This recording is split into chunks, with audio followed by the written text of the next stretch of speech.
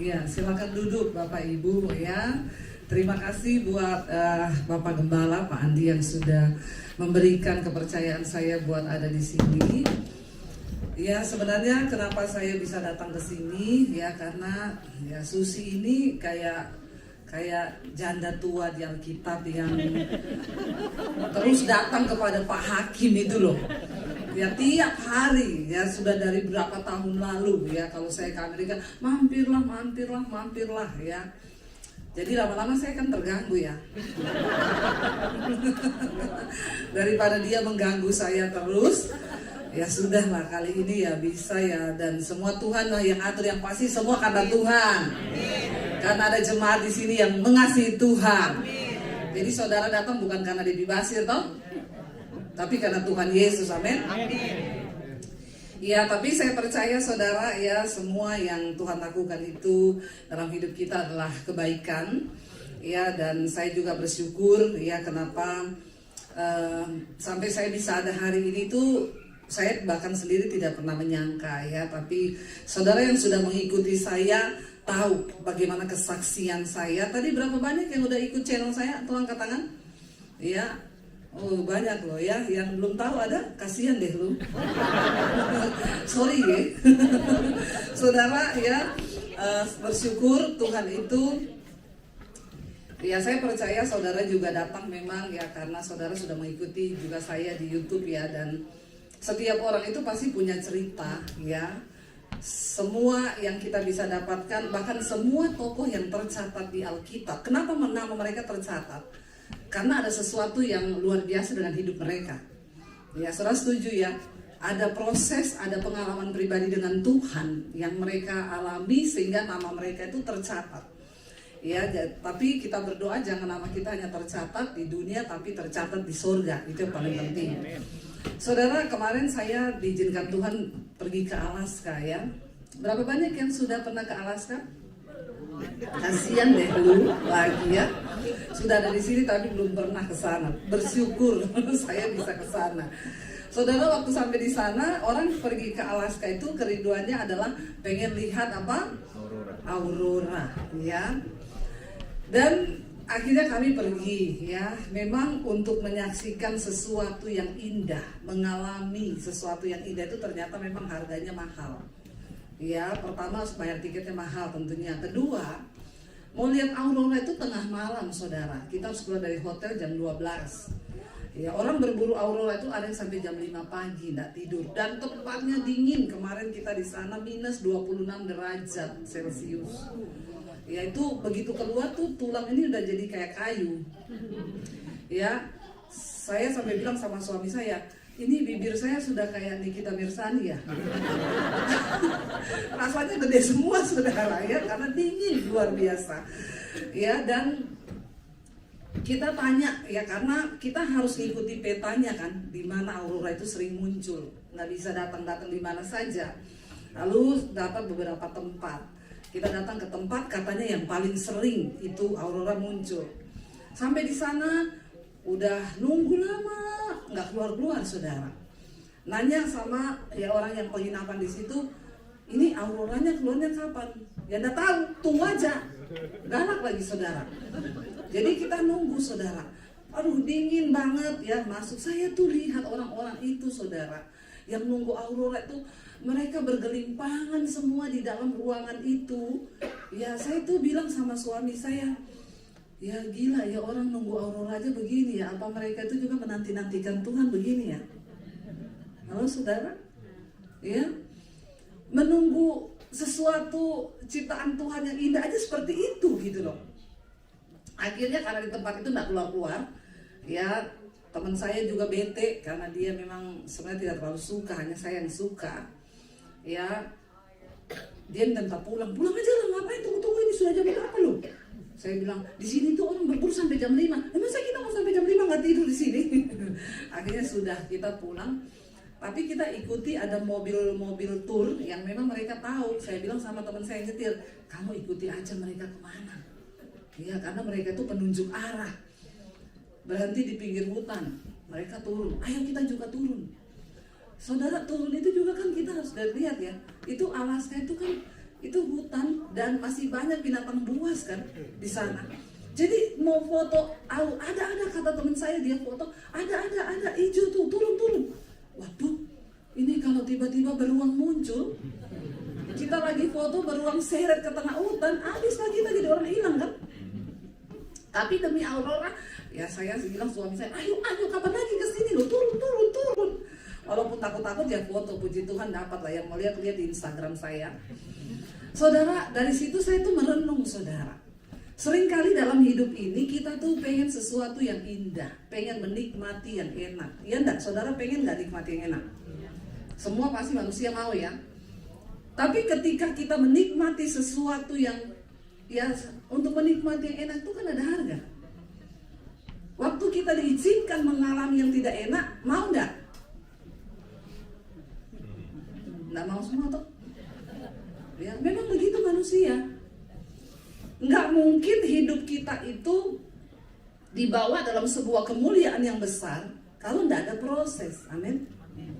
Saya tidak akan mungkin menjadi Debbie Basir yang seperti sekarang kalau kekristenan saya itu biasa-biasa aja, saudara. Saudara yang pernah mendengar kesaksian saya, ya saya ini tidak terlahir Kristen, ya. Susi tahu papi saya, jadi memang mami saya Manado, sepupuan dengan maminya Susi. Tapi dia papanya si Hombing, jadi dia si Hombing Lapian. Mami saya Lapian, tapi karena papi saya menikah dengan Basir, ya jadi saya jadi Basir. Dan dari kecil kami Muslim, semua satu keluarga. Ya dari kecil diwanti-wanti, jangan sampai kamu pacaran sama orang Kristen, kata papi saya. Awas kalau kamu jatuh cinta sama laki-laki Kristen. Papi saya bilang, saya bunuh kamu. Ya daripada kamu bikin malu keluarga. Saya dari kecil tidak berani jatuh cinta sama cowok Kristen. Padahal yang ganteng-ganteng itu cowok Kristen. Haleluya Pak ya. Haleluya. Ya, yang ganteng-ganteng itu cowok Kristen. Kalau bertobat. Kalau tidak bertobat sama aja kayak setan. Betul ya. Jadi saudara, ya saya takut ya untuk berteman dekat sama orang Kristen. Tapi ya itulah Yesus berkata, bukan kamu yang pilih aku, tapi aku yang pilih kamu. Kalau saudara bisa duduk hari ini di sini, itu karena Tuhan pilih saudara. Amin. Bilang kanan kirimu, Tuhan tuh pilih kamu loh. Ya Tuhan pilih kita, ya. Amin saudara. Jadi kita harus bersyukur itu, kita ini pilihan Tuhan. Saya dulu tidak masuk dalam hitungan itu. Jadi saya akhirnya besar dalam sebuah keluarga, ya saya di sekolah juga Muslim, saya belajar agama. Tapi karena Tuhan yang pilih saya, ya singkat cerita lah, lulus SMA, waktu itu saya pengen bunuh diri, saya stres, papi saya kan galak saudara, kalau marah mukul tuh tiap hari saudara. Ya marah terus, karena mami saya bilang kamu ngerti aja kenapa papi gitu, dia punya banyak ilmu. Ya papi saya belajar banyak ilmu, terutama ketika dia belajar ilmu kebal, itu tiap hari marah, mau mukul bukan cuma marah. Jadi saya mau bilang kalau ada di sini yang tiap hari marah-marah, itu Anda pasti punya ilmu kebal. Ya, karena Tuhan panggil kita untuk hidup dalam damai sejahtera, sukacita, amin. Itu surga saudara. Ya, Roma 14 ayat 17 berkata, sebab kerajaan Allah bukan soal makanan, minuman atau pakaian, bukan soal jumlah depositmu, bukan soal hartamu, bukan soal apa yang kau pakai, merek bajumu atau apapun. Tapi kerajaan Allah bicara tentang kebenaran, damai sejahtera dan sukacita. Sekalipun hidup kita biasa-biasa, tapi ketika kita punya kebenaran, maka pasti ada damai, ada sukacita. Itu surga itu. Amin. Mau saudara di Amerika, mau saudara di Indonesia, itu surga waktu kita tinggal dalam kebenaran. Alkitab bilang di mana ada kebenaran, di situ pasti ada damai sejahtera. Dan ketika ada damai sejahtera, pasti ada sukacita yang melimpah. Amin. Bukan soal gajimu berapa loh. Orang di Indonesia berkata enak ya kerja di Amerika, gajinya besar. Dia nggak tahu di sini juga pajaknya besar, tak? Saya itu dengar orang cerita pajak rumah di sini. Saya bilang pajak rumah segitu ratusan juta. Iya, di Indonesia udah bisa beli rumah lagi tuh ya. Kadang orang menginginkan yang orang lain nikmati. Ya, saya bilang lebih enak di Indonesia loh. Jangan bilang di Indonesia lebih enak, di Amerika lebih enak. Di Indonesia UMR-nya 2 juta. Makanya orang bule tanya, Gaji di Indonesia paling UMR-nya berapa? Di Solo, Jawa Tengah tuh 2,2 juta, $200 kurang. Itu gaji per bulan. UMR, ya bayangkan, UMR itu upah minimum mereka kerja loh. Bayangkan saudara, $200 itu kan 3 juta kalau dirupiahkan ya. Itu sekitar $175 gaji sebulan orang kerja di Indonesia. Nyesek nggak saudara dengarnya? Terus ditanya, gaji orang Indonesia berapa? Ya, 1.000 no, 700 no, $500 no, 300 no, 200 no. What? Katanya dia, $175. Hah? Dia bilang, apakah mereka baik-baik saja? Ya, dengan gaji segitu di Indonesia masih bisa healing. Oh, iya toh? Healing saudara. Tiap weekend coba lihat di Instagram. Ya, di TikTok Indonesia, di Facebook. Ya, biar cuma ke sawah, gelar tikar, healing. Ya, jadi ya kita bilang enak, enggak enak, bukan soal itu. Ketika kita tinggal dalam kebenaran, ada damai sejahtera, ada sukacita, itu surga. Ya, ada orang berkata enak ya Debbie Basir yang sekarang. Saya tetap damai sejahtera saya dan sukacita saya sama seperti saya waktu menderita dulu. Karena yang terpenting kita tinggal di dalam Tuhan, kita hidupi rencana Tuhan. Ketika saya menikah dengan suami saya, saudara, ya, apakah enak? Enggak enak. Kami ini ketemu di gereja. Nanti kita besok bahas tentang seminar keluarga. Nah, saudara, besok ya kita baru tanya jawab. Saudara mau tanya apa itu saatnya tuh ya. Kita bertanya, yang mau foto juga besok aja ya.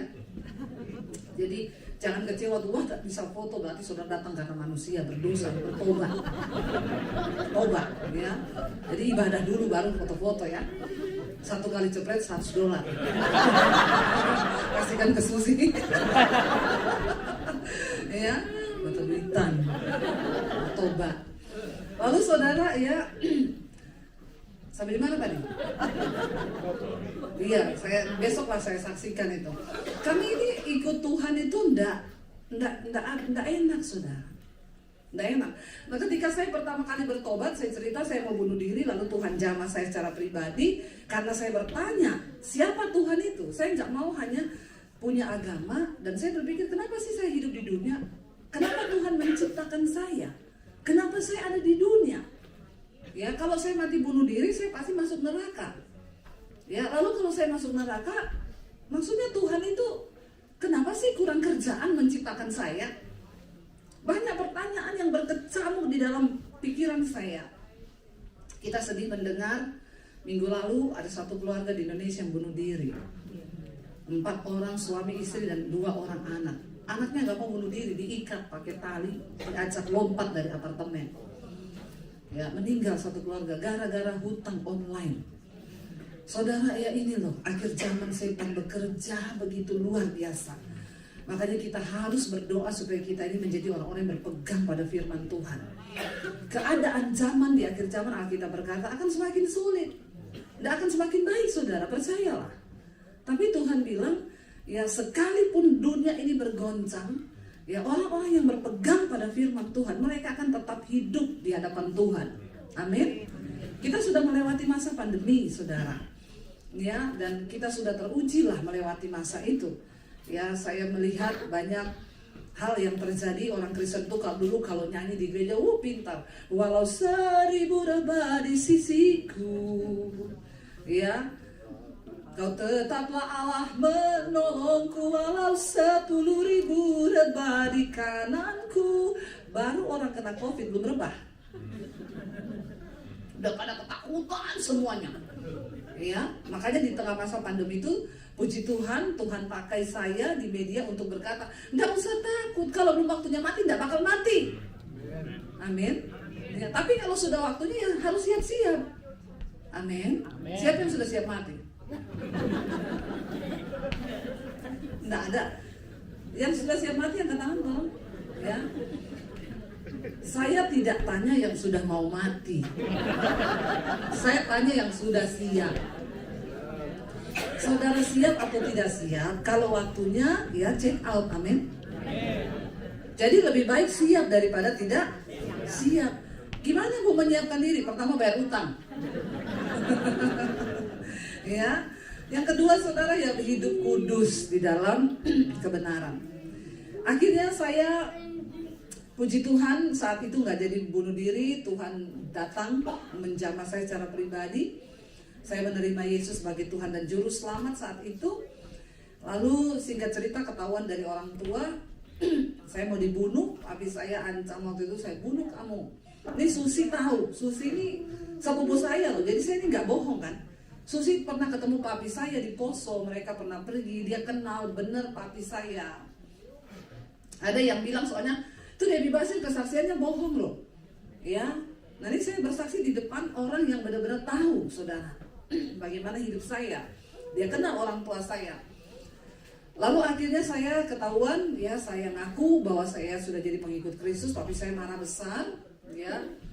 Saya waktu itu masih di rumah, tapi akhirnya ya papi saya panggil saya, dia bilang, ya papi tahu walaupun kamu di kamar, tapi kamu tetap berdoa kan sama Tuhan. Ya sekarang kamu pilih aja, kalau kamu memang mau jadi Kristen, ya papi nggak akan, sekarang papi nggak mau bunuh kamu. Buat apa papi bunuh kamu? Yang mati cuma badanmu, imanmu kan tetap. Ya, jadi lebih baik sekarang papi kasih kamu pilihan. Kalau kamu pilih Yesus, silakan angkat kaki dari keluarga dan jangan anggap kamu punya keluarga. Kamu pergi, dan satu, kalau kamu pergi jangan bawa ijazahmu, karena yang sekolahin kamu itu saya. Saya mau lihat kalau kamu ikut Yesus tanpa ijazah. Saya mau lihat Yesus kasih makan kamu pakai apa. Ya waktu itu berat saudara, bagi saya memilih tanpa tahu jalan di depan saya. Kalau saya keluar dari rumah nggak bawa ijazah, aduh itu bagaimana ceritanya, saya mau ke siapa, nggak ada di benak saya, itu nggak ada. Karena waktu itu saya berdoa supaya ya saya jangan diusir gitu loh. Papi saya hatinya dijamah Tuhan, lalu dia mengizinkan saya di rumah saja.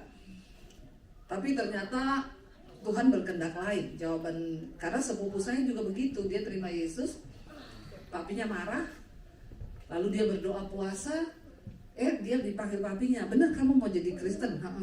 Ya udah, kalau kamu mau jadi Kristen, ya kamu jangan pindah lagi ke agamamu ya, kamu cari jodoh orang Kristen, kamu mati dikuburkan secara Kristen. Wih, seneng kan? Dia doa puasa cuma 3 hari. Dia bilang sama saya, ayo deh puasa deh, nggak ada yang mustahil. Ini loh ayatnya, saya dikasih ayat. Hati raja seperti batang air di tangan Tuhan. Tuhan sanggup mengalirkannya kemanapun Tuhan ingini. Saya doa puasa saudara. Saya bilang, amin Tuhan. Kalau dia ditolong, saya juga. Dan amin dulu. Saya doa puasa hari pertama, doa puasa. Ya, hari kedua, hari ketiga nggak dijawab, hari keempat, hari kelima, hari keenam, sampai 3 bulan saya doa puasa. Saya bilang, Tuhan saya udah doa puasa 3 bulan nih, kenapa nggak dipanggil papi saya? Akhirnya ketika dipanggil, ya ditanyanya gitu, benar kamu mau jadi Kristen? Kalau kamu mau jadi Kristen, angkat kaki dari rumah ini. Pergi, jangan bawa ijazahmu. Saya bilang, Tuhan kok jawabannya beda ya? Ayatnya sama loh. Ya, yang terakhir itu saya doa bahkan pakai lagu, kalau lain ditolong, maka saya rap. Ya, jangan batasi Tuhan dengan cara berpikir kita. Jangan batasi Tuhan dengan metode kita. Waktu itu sempat saya kecewa, Tuhan kenapa begini Tuhan? Kok sepupu saya berdoa Yanti dijawab, kenapa saya tidak? Kan harusnya Tuhan juga Tuhan yang sama kan? Karena memang manusia sama Tuhan tuh beda tipis. Tuhan maha tahu, manusia sok bilang kanan kiri bu, nggak usah sok tahu. Ya kita suka sok tahu. Karena saya berpikir ya kalau pergumulannya sama kan harusnya jawabannya bagi kita yang ada di kepala kita. Bagi saya waktu itu ya harusnya jawabannya sama dong. Tuhan jamah hati papi saya, lalu papi saya datang dan berkata, kamu mau jadi Kristen, kamu nikah sama orang Kristen, kamu mati, jangan pindah-pindah agama, kamu mati secara Kristen, karena agama itu bukan untuk main-main. Kan harusnya sama toh, kalau kesaksiannya begitu terus kita, amin, haleluya, dahsyat. Tapi ketika Pak Bisa datang, kamu angkat kaki dari rumah. Jangan pikir, jangan anggap lagi kamu punya keluarga. Kalau seperti itu jawabannya itu wow atau saudara, seringkali dengan cara berpikir kita, ya kita tuh mendikte Tuhan, saudara. Harusnya begini, harusnya begini, harusnya begini. Coba kita belajar untuk mempercayai Tuhan. Dulu saya bertanya, kenapa saya diusir Tuhan? Apalagi ketika saya keluar dari rumah, saya keluar dari kota Poso, tidak bawa apa-apa, cuma bawa beberapa potong baju, nggak ada uang. Saya ikut tante saya ke Palu, sampai di Palu, saya nginap di kos-kosan sepupu saya itu, yang ngajarin saya berdoa pakai ayat itu. Iya, di sana kerjaan saya cuci baju anak-anak kos, nyapu, nyetrika, ngepel. Sambil tiap hari nangis dan bertanya, kenapa Tuhan, kenapa aku diusir, kenapa, dan kenapa. Tapi ya sudah, saya harus menjalani itu. Saya berdoa tiap hari, doa puasa terpaksa karena tidak ada uang makan. Saya cuci baju di tempat kos itu bukan untuk dapat uang, cuma untuk numpang tinggal dan makan kalau memang mereka punya makanan. Yang namanya juga anak kos. Tapi saudara, saya harus menjalani proses Tuhan itu. Ya bayangkan saudara, 1 tahun 365 hari. Dari yang tadi kenapa sampai akhirnya saya sudah tidak bertanya lagi. Cepat atau lambat Tuhan bekerja di hidup kita itu tergantung respon kita. Ketika kita menghadapi masalah lalu kita mesti kenapa Tuhan belum bisa berurusan dengan hidup kita. Dia mesti beresin kita dulu nih. Ya, berarti ini belum percaya, belum menerima kehendakku. Ini masih tanya kenapa Tuhan? Harusnya kan begini. Kenapa Tuhan? Harusnya kan begitu. Sok tahu. Sampai akhirnya ketika kita saya menyerah sama Tuhan, baru Tuhan tuh mulai bekerja, saudara. Karena itu hari ini engkau mungkin sedang diproses. Saya pengen kita baca dulu ya Yakobus 1 ayat 2, saudara. Judul perikopnya di sana iman dan hikmat. Yakobus 1 ayat 2 dikatakan begini, saudara. Saudara-saudaraku, anggaplah sebagai suatu kebahagiaan apabila apa? Kamu jatuh ke dalam berbagai-bagai pencobaan, sebab kamu tahu bahwa ujian terhadap imanmu itu menghasilkan ketekunan. Saudara, ayat ini berkata begini, saudara-saudaraku, anggaplah. Kalau dikatakan anggaplah itu berarti apa, saudara? Tidak sesuai kenyataan, loh. Ya. Coba saya ajak Susi maju ke depan, Sus, ya. Biar pada kenal juga Susi. Ya, Susi, ya, ini saya kasih dia nih air ya di botol. Sus, ini ya, anggap ini sate. Karena tadi saya makan di sate, enak, saudara. Ya, ini kan air, ya, air mineral di botol. Saya suruh dia anggap ini sate. Gampang nggak? Coba kamu lihat itu dan anggap itu sate. Bukan sate, tapi itu sate loh. Bukan. Itu apa? Enggak, itu anggap itu sate. Susah atau mudah? Susah. Terima kasih, Sus. Kenapa? Karena memang ini bukan. Ini apa? Tapi kita disuruh anggap ini sate. Saudara nangkep? Tidak gampang kan, saudara? Sulit toh. Tuhan melatih kita untuk melihat dengan iman. Melihat sebuah penderitaan sebagai sesuatu kebahagiaan. Gila nggak, saudara? Jujur saya mau tanya, gila nggak menderita disuruh bilang itu bahagia? Menurut saudara gila? Dan memang orang yang ikut Yesus harus sudah gila kah, saudara?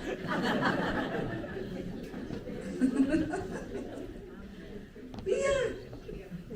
Kalau saudara hanya bisa melihat ini air, satu botol air, engkau tidak akan pernah bisa masuk ke dimensinya Tuhan dan melakukan perkara-perkara yang besar bersama Tuhan. Karena kau hanya bisa melihat apa yang di depan mata. Tapi ada yang namanya dimensi iman. itu mengubah semua yang kita lihat. Bahkan penderitaan bisa menjadi sebuah kebahagiaan. Tapi itu sulit nggak? Sulit, nggak mudah. Itu yang saya belajar dari Tuhan. Makanya pemazmur berkata, aku menderita itu baik bagiku, supaya aku belajar ketetapan Tuhan, aku belajar tentang kehendak Tuhan. Tapi orang Kristen tidak mau yang namanya menderita, karena kita ini dari kecil sudah terlanjur dengar khotbah-khotbah yang enak. Ikut Yesus bahagia, ikut Yesus senang, ikut Yesus gini, ikut Yesus gitu. Ikut Yesus tuh enggak enak. Kalau saudara masih bilang enak, berarti Anda belum sungguh-sungguh menjadi pelaku firman.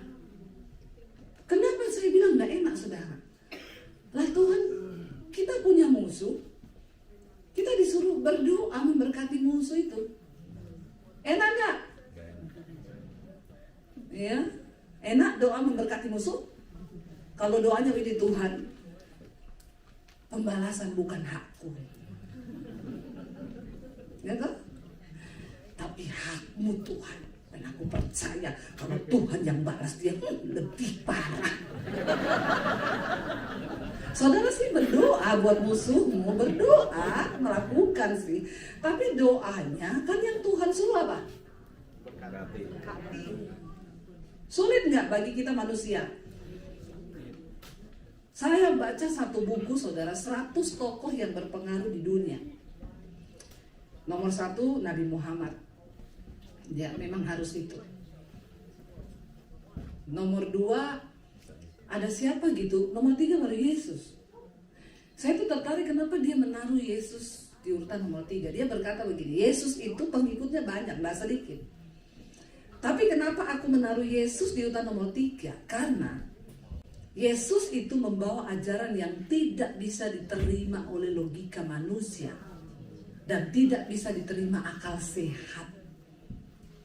Masa dia bilang kalau orang mau minta bajumu, kasih jubahmu? Baju sama jubah lebih mahal mana? Pinjam dulu 100 supaya tadi silaturahmi tetap terjalin. Waktu enggak bayar malah putus itu tali. Ya.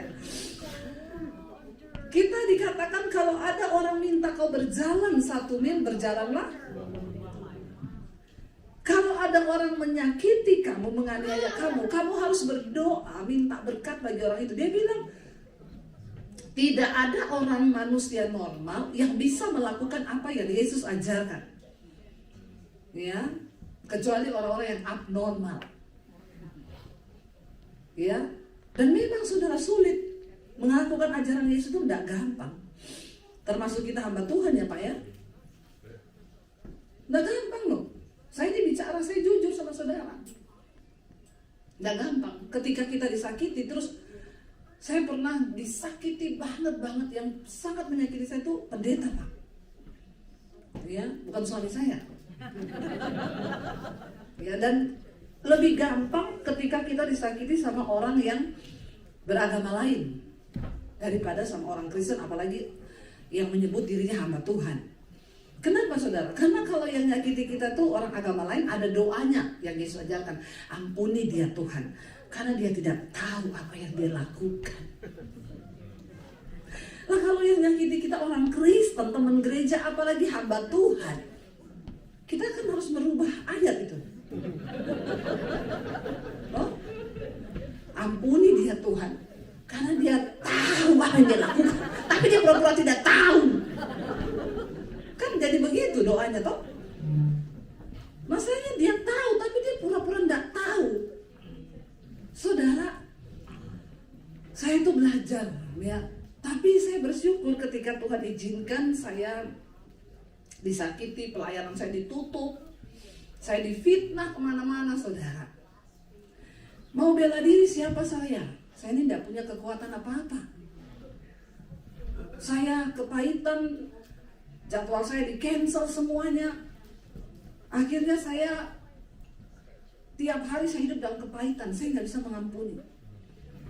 Saya nggak bisa doa, apalagi mau nyanyi. Kalau di sini pahit, semua itu pahit saudara. Ya, saya tuh masak ya, saya ngulek cabai.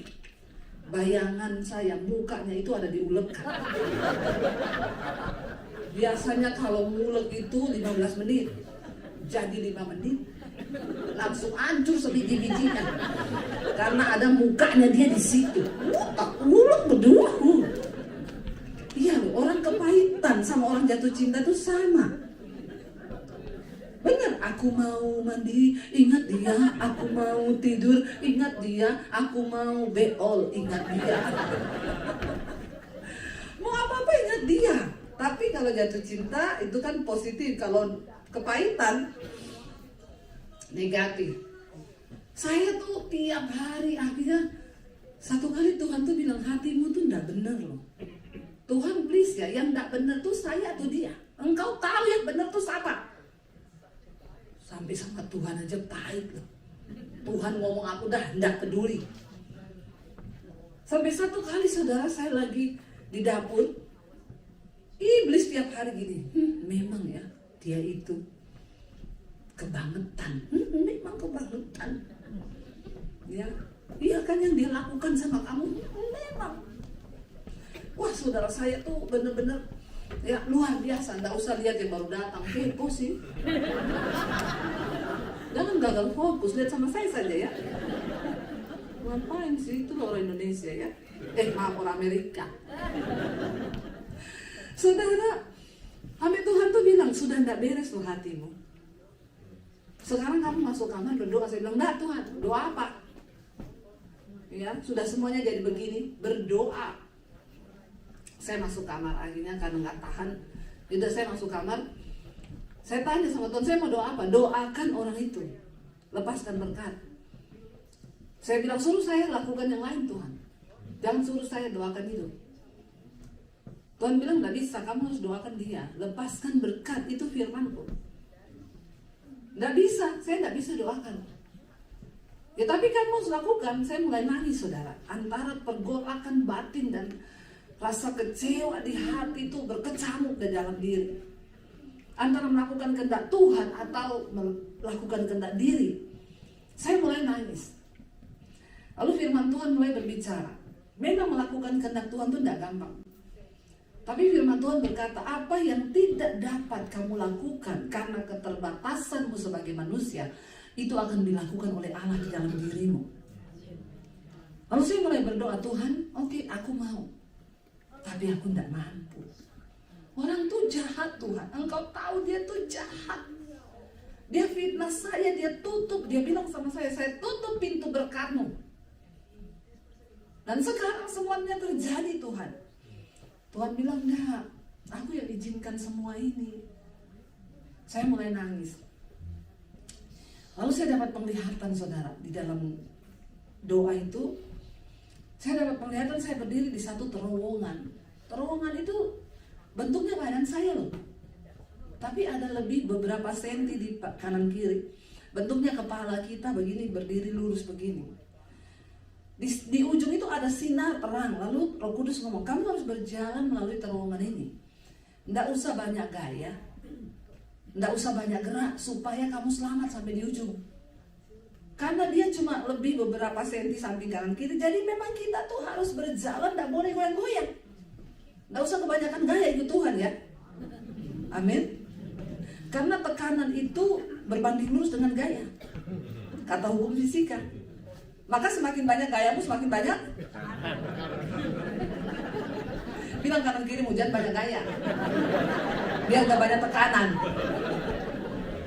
Memang masalah itu datang karena kita ini kebanyakan gaya. Ya, apalagi gaya melampaui batas. Lalu saudara tuh, Roh Kudus tuh bilang jalan aja, kamu gak usah gerak-gerak. Jadi memang saya harus berjalan itu.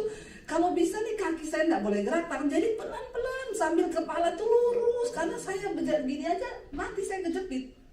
Tiba-tiba di dalam situ, ayat tuh keluar saudara. Karena sempitlah jalan yang menuju pada kehidupan, dan sedikit orang yang mau melaluinya. Tapi lebarlah jalan yang menuju pada kebinasaan, dan banyak orang yang memilih jalan itu. Memang ikut Tuhan tuh enggak enak, ada daging yang harus dimatikan, ada kehendak yang harus ditaklukkan. Saya dulu kalau baca ayat itu, saya cuma pikir itu jalan-jalan biasa. Ternyata ketika Roh Kudus bukakan ayat itu bentuknya terowongan loh. Dan ukurannya sesuai bentuk masing-masing. Saya tuh kaget. Saya bercucuran air mata, akhirnya Tuhan bilang, sebut namanya. Saya mau sebut nama orang itu, nggak bisa saudara. Mulut saya ini kayak dijahit. Ya, tapi saya bilang, Tuhan mampukan aku tuh mau Tuhan. Kalau ini maumu, aku ya mau. Tapi aku nggak mampu. Tapi Roh Kudus yang di dalamku beri saya kekuatan. Akhirnya saya mulai berdoa. Saya sebut namanya dengan bercucuran air mata dan saya bilang, Tuhan berkati orang ini Tuhan. Waktu saya menyebut begitu, seperti ada sesuatu yang terlepas dari diri saya. Tuhan itu bicara, kenapa aku menyuruh kamu itu melakukan ini, mengampuni orang yang bersalah kepadamu dan lepaskan berkat. Karena itu adalah salah satu kunci kita terlepas dari yang namanya kepahitan. Kebaikannya bukan hanya untuk dia, tapi yang pertama untuk kamu. Bukan untuk orang itu loh, tapi untuk dirimu. Maka engkau akan merasakan kelegaan. Ketika saya mengerti itu, saya bilang, oh iya Tuhan. Saya berdoa, saya nangis, saya lepaskan pengampunan, habis itu saya bisa senyum. Saya bisa sukacita. Apakah iblis berhenti? Tidak. Besok, satu hari kan 24 jam. Iblis datang, bayangkan muka orang itu 39 kali. Jadi hampir tiap setengah jam datang. Tiap setengah jam saudara serangan itu datang. Iblis bilang, bayangkan dia ini jahat ya. Setiap kali saya dapat serangan iblis di pikiran saya, begitu saya langsung bilang, dalam nama Yesus, aku melepaskan pengampunan buat dia. Saya sebut namanya, dalam nama Yesus. Lusa berkurang saudara. Ya, tinggal 30 kali. Ya, lama-lama berkurang terus, mulai menyusup karena saya lawan terus begitu. Karena iblis itu kan memang kerjaannya itu menyerang pikiran kita. Ingat loh, iblis itu di Alkitab dikatakan kerjanya apa? Jalan-jalan berkeliling, mencari orang yang dapat ditelan. Jadi setan tuh sekarang jalan-jalan. Di gereja ada nggak setan jalan-jalan? Lihat kanan kirimu, pasti kan ada setan. Kemarin teman saya tanya gini, Bu, di Indonesia itu masih banyak ya orang lihat-lihat setan pocongan, lihat setan kuntilanak. Iya, saya bilang masih banyak. Di Amerika ini jarang loh orang lihat setan. Saudara tinggal di Amerika pernah lihat setan? Ada yang pernah lihat setan? Tolong angkat tangan. Ada yang pernah, tapi jarang ya. Kayaknya di Indonesia lebih banyak yang lihat setan. Dia tanya sama saya, kenapa ya Bu di kota besar tuh nggak ada setan? Saya bilang, bukan nggak ada. Setannya itu sudah masuk dalam manusia. Sudah merasuki. Jadi loh ya, setannya itu tidak berbentuk lagi setan. Kalau itu kan setan kerucuk-kerucuk toh. Yang bahaya itu kalau setan yang begitu sudah tidak terlihat, dia sudah masuk dalam diri orang, yang bikin perpecahan, gosip, fitnah, iri hati, kebencian, tidak bisa lihat orang sukses, iri, nggak bisa lihat orang ini, itu setan. Ya, di Indonesia ada satu jemaat saya, jadi mamahnya itu nangis-nangis telepon saya, Bu, anak saya kena COVID, padahal tuh COVID sudah mulai menurun. Oh iya Bu, sabar, tenang ya. Anaknya itu dokter saudara. Akhirnya dibawa ke rumah sakit, masuk di ruang ICU, dia koma. Ya, koma berapa hari. Saya bilang, Ibu jangan takut, kalau belum waktunya mati, tidak mati. Berdoa, akhirnya anaknya sadar. Berapa hari sadar dari koma, akhirnya sembuh. Nah, ketika dia sembuh itu ada yang aneh, saudara. Dia bisa lihat setan dengan mata jasmani. Lalu dia nggak tahu mau cerita ke siapa, dia cerita ke mamahnya cerita ke saya. Ya saya dikasih nomor teleponnya, saya telepon anaknya ini. Maksudnya gimana ya, Bu? Aduh, saya ini mau gila Bu. Kenapa? Saya nggak tahu sejak saya sembuh dari COVID koma itu, Saya tuh kalau lihat setan itu dengan mata jasmani saya, Bu.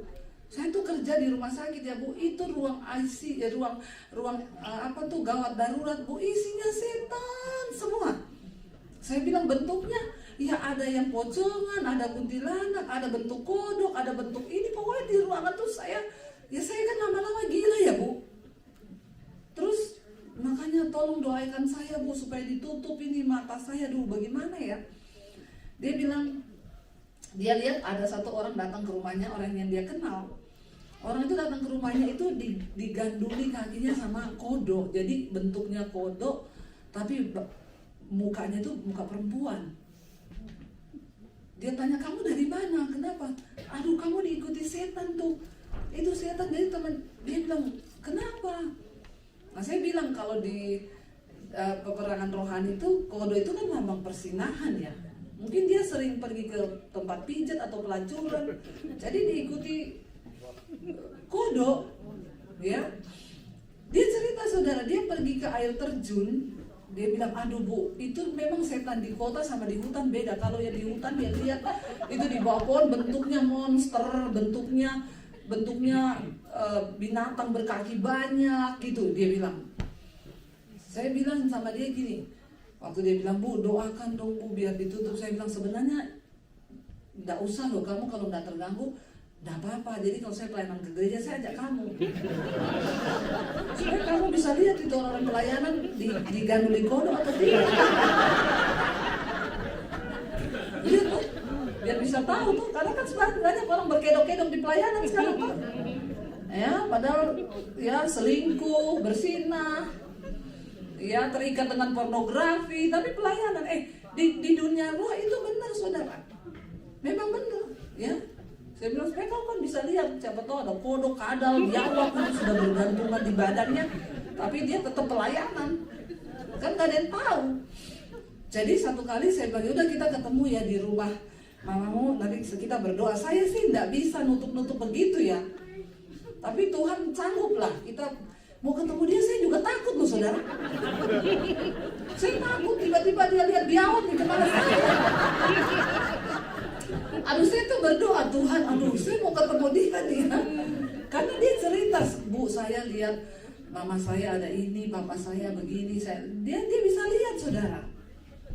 Nah, saya ketemu dia, saya sudah tanam pas ini, saya sama suami saya juga dupi. Walaupun kita nih udah ada sesuatu, cuma kan di dunia roh memang begitu ya.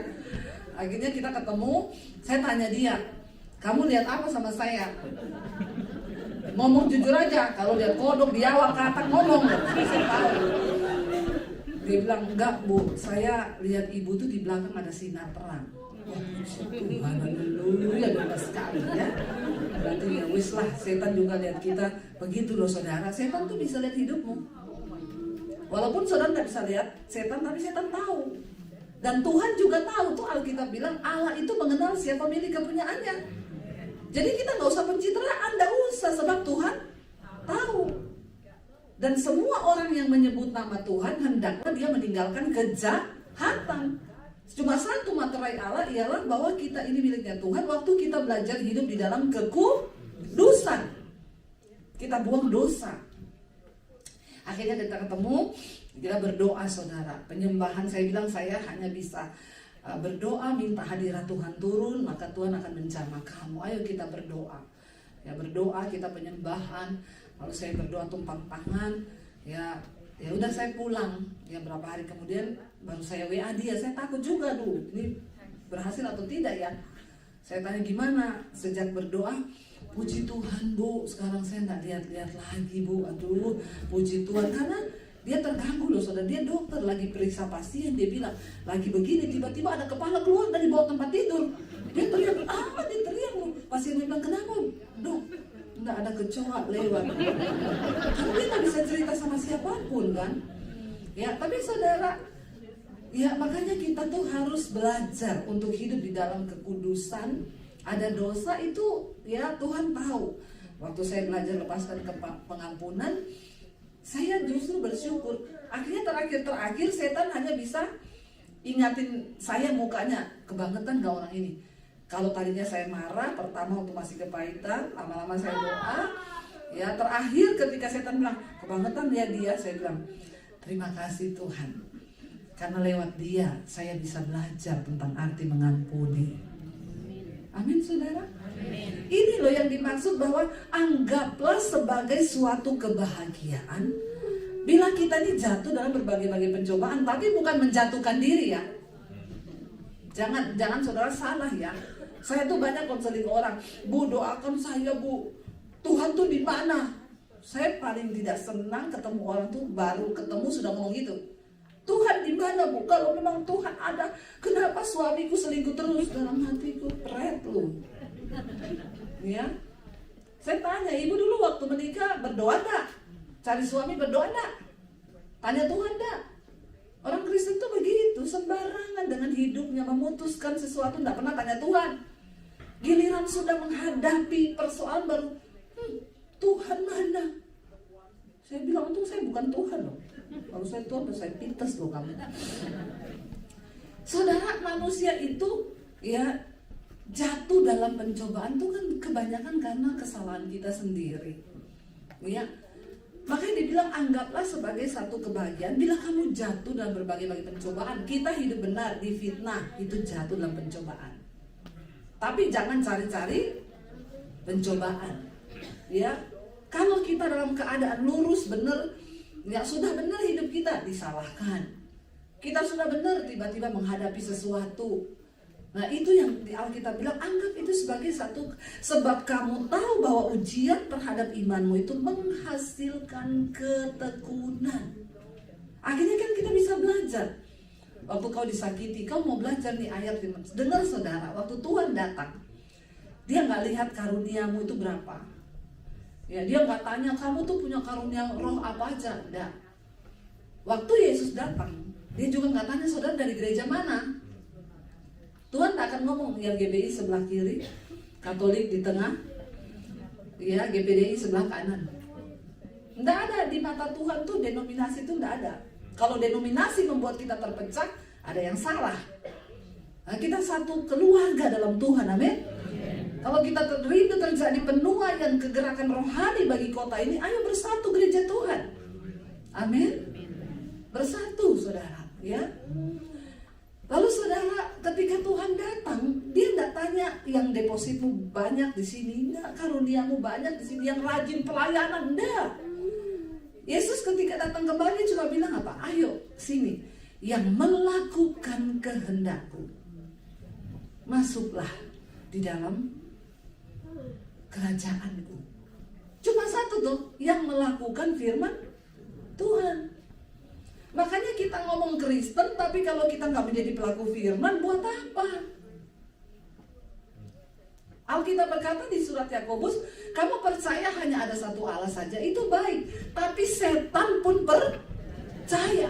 Jadi kalau level iman kita hanya percaya, berarti kita satu level sama? maaf ya, saya ulangi lagi. Alkitab bilang kan, kamu percaya hanya ada satu Allah saja, itu baik, tapi setan juga percaya akan hal itu dan mereka gemetar. Jadi kalau level iman kita hanya percaya, berarti kita satu level sama setan. Saya takutnya setan lebih rohani malah dari kita. Ya, di kampung ada pendeta saudara lagi jalan di kuburan, ada kuntilanak muncul. Pendetanya lari teriak, setan, lari. Kuntilanaknya lihat pendetanya ngomong ini, darah Yesus. Berarti lebih rohani siapa?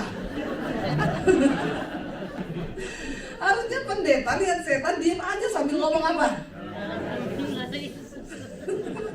Malah lari tunggang langgang, ketakutan, tidak ada iman. Malah kuntilanak itu darah Yesus. Ya itu namanya setan lebih rohani dari kita. Ya, jadi kalau kita cuma punya iman, maaf loh, setan juga punya iman, dia percaya ada Allah. Apa bedanya kita dengan setan? Kita melakukan firman Tuhan. Setan tidak akan pernah mungkin melakukan firman dan kehendak Bapa. Ya, jadi kalau kita mau masuk level yang lebih tinggi, ayo jadi pelaku firman, saudara.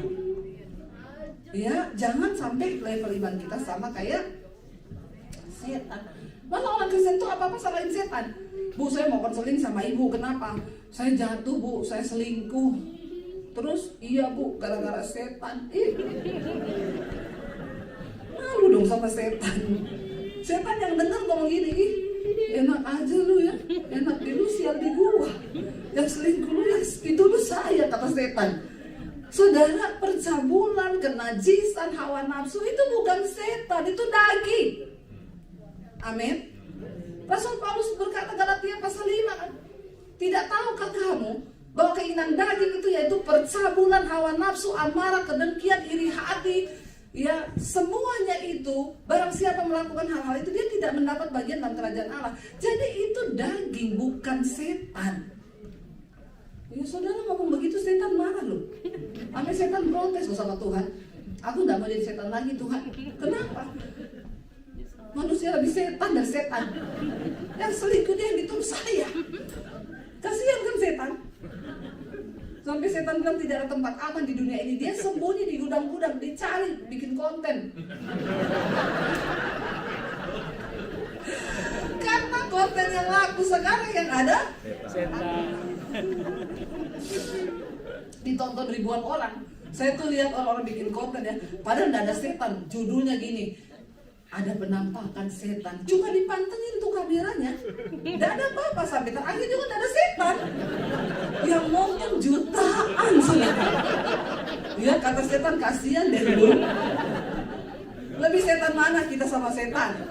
Coba. Ya sampai setan protes sama Tuhan. Terus saya ketemu penjaga kubur. Saya tanya sama dia, Pak, Bapak kerja di sini udah berapa lama? 29 tahun. Tak tanya, Pak, Bapak kadang malam datang. Iyalah kalau ada penguburan malam. 29 tahun Bapak kerja penjaga kubur. Bapak pernah ketemu setan di kuburan? Enggak, Bu. Belum pernah sekalipun? Enggak pernah. Benar Pak yang Bapak bilang. Memang di kuburan tuh enggak ada setan. Karena semua sudah mati. Nah, setan banyak di mana? Di gereja. Iya, setan banyak di gereja. Kenapa? Karena setan tahu kau itu mau hidup benar. Kau mencoba hidup dalam kekudusan. Iya. Semakin saudara bilang gini, aku mau jadi orang kudus dalam nama Yesus. Aku tidak mau sakit hati. Begitu saudara amin, saudara keluar, setan langsung kirim orang bikin kau sakit hati. Iya Pak ya? Ya, pasti itu. Tapi kalau kau mengerti itu jawaban doa, kau akan bilang, Tuhan, aku ini lagi diuji nih. Aku berdoa dalam nama Yesus, aku tidak akan marah, aku lepaskan pengampunan. Nah itu kau lulus. Tapi ketika kau marah, setan kirim lagi yang lain. Sebenarnya lalu kau bilang orang-orang ini bermasalah ya. Padahal yang bermasalah siapa? Hello. Kalau kita beres dengan diri kita, jiwa kita sehat, gak sakit, gak akan ada orang bermasalah, saudara. Karena kita bisa memahami semua orang, amin. Kita bisa tahu, oh dia tuh begini, oh dia tuh begini. Apalagi kalau kita sudah tahu warna pribadi kita. Besok saya akan sedikit membahas, Tuhan tuh menciptakan kita dengan karakter yang berbeda-beda, personality yang berbeda. Saya ini warnanya merah, saya koleris. Ya, suami saya hijau, flegmatik. Nah kalau kita tidak saling memahami ini, bahaya saudara. Ya, ketika kita saling memahami, ada orang melo itu paling berasa. Ya, dikit tersinggung. Makanya yang paling banyak sakit itu orang melo. Ya, dia perasa sekali. Orang nggak senyum aja, dia pulang tidak bisa tidur loh. Dia tadi kok nggak senyum ya sama saya. Kenapa? Ih, padahal tuh orang nggak sempat senyum karena lagi banyak pikiran, besok jatuh tempo.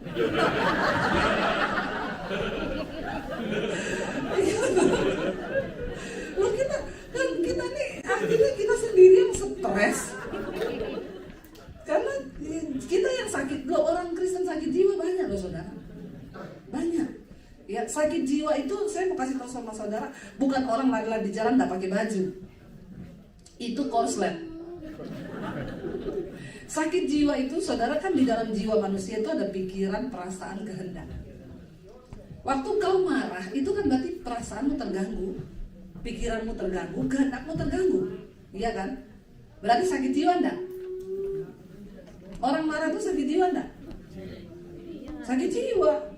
Ya, tapi masih stadium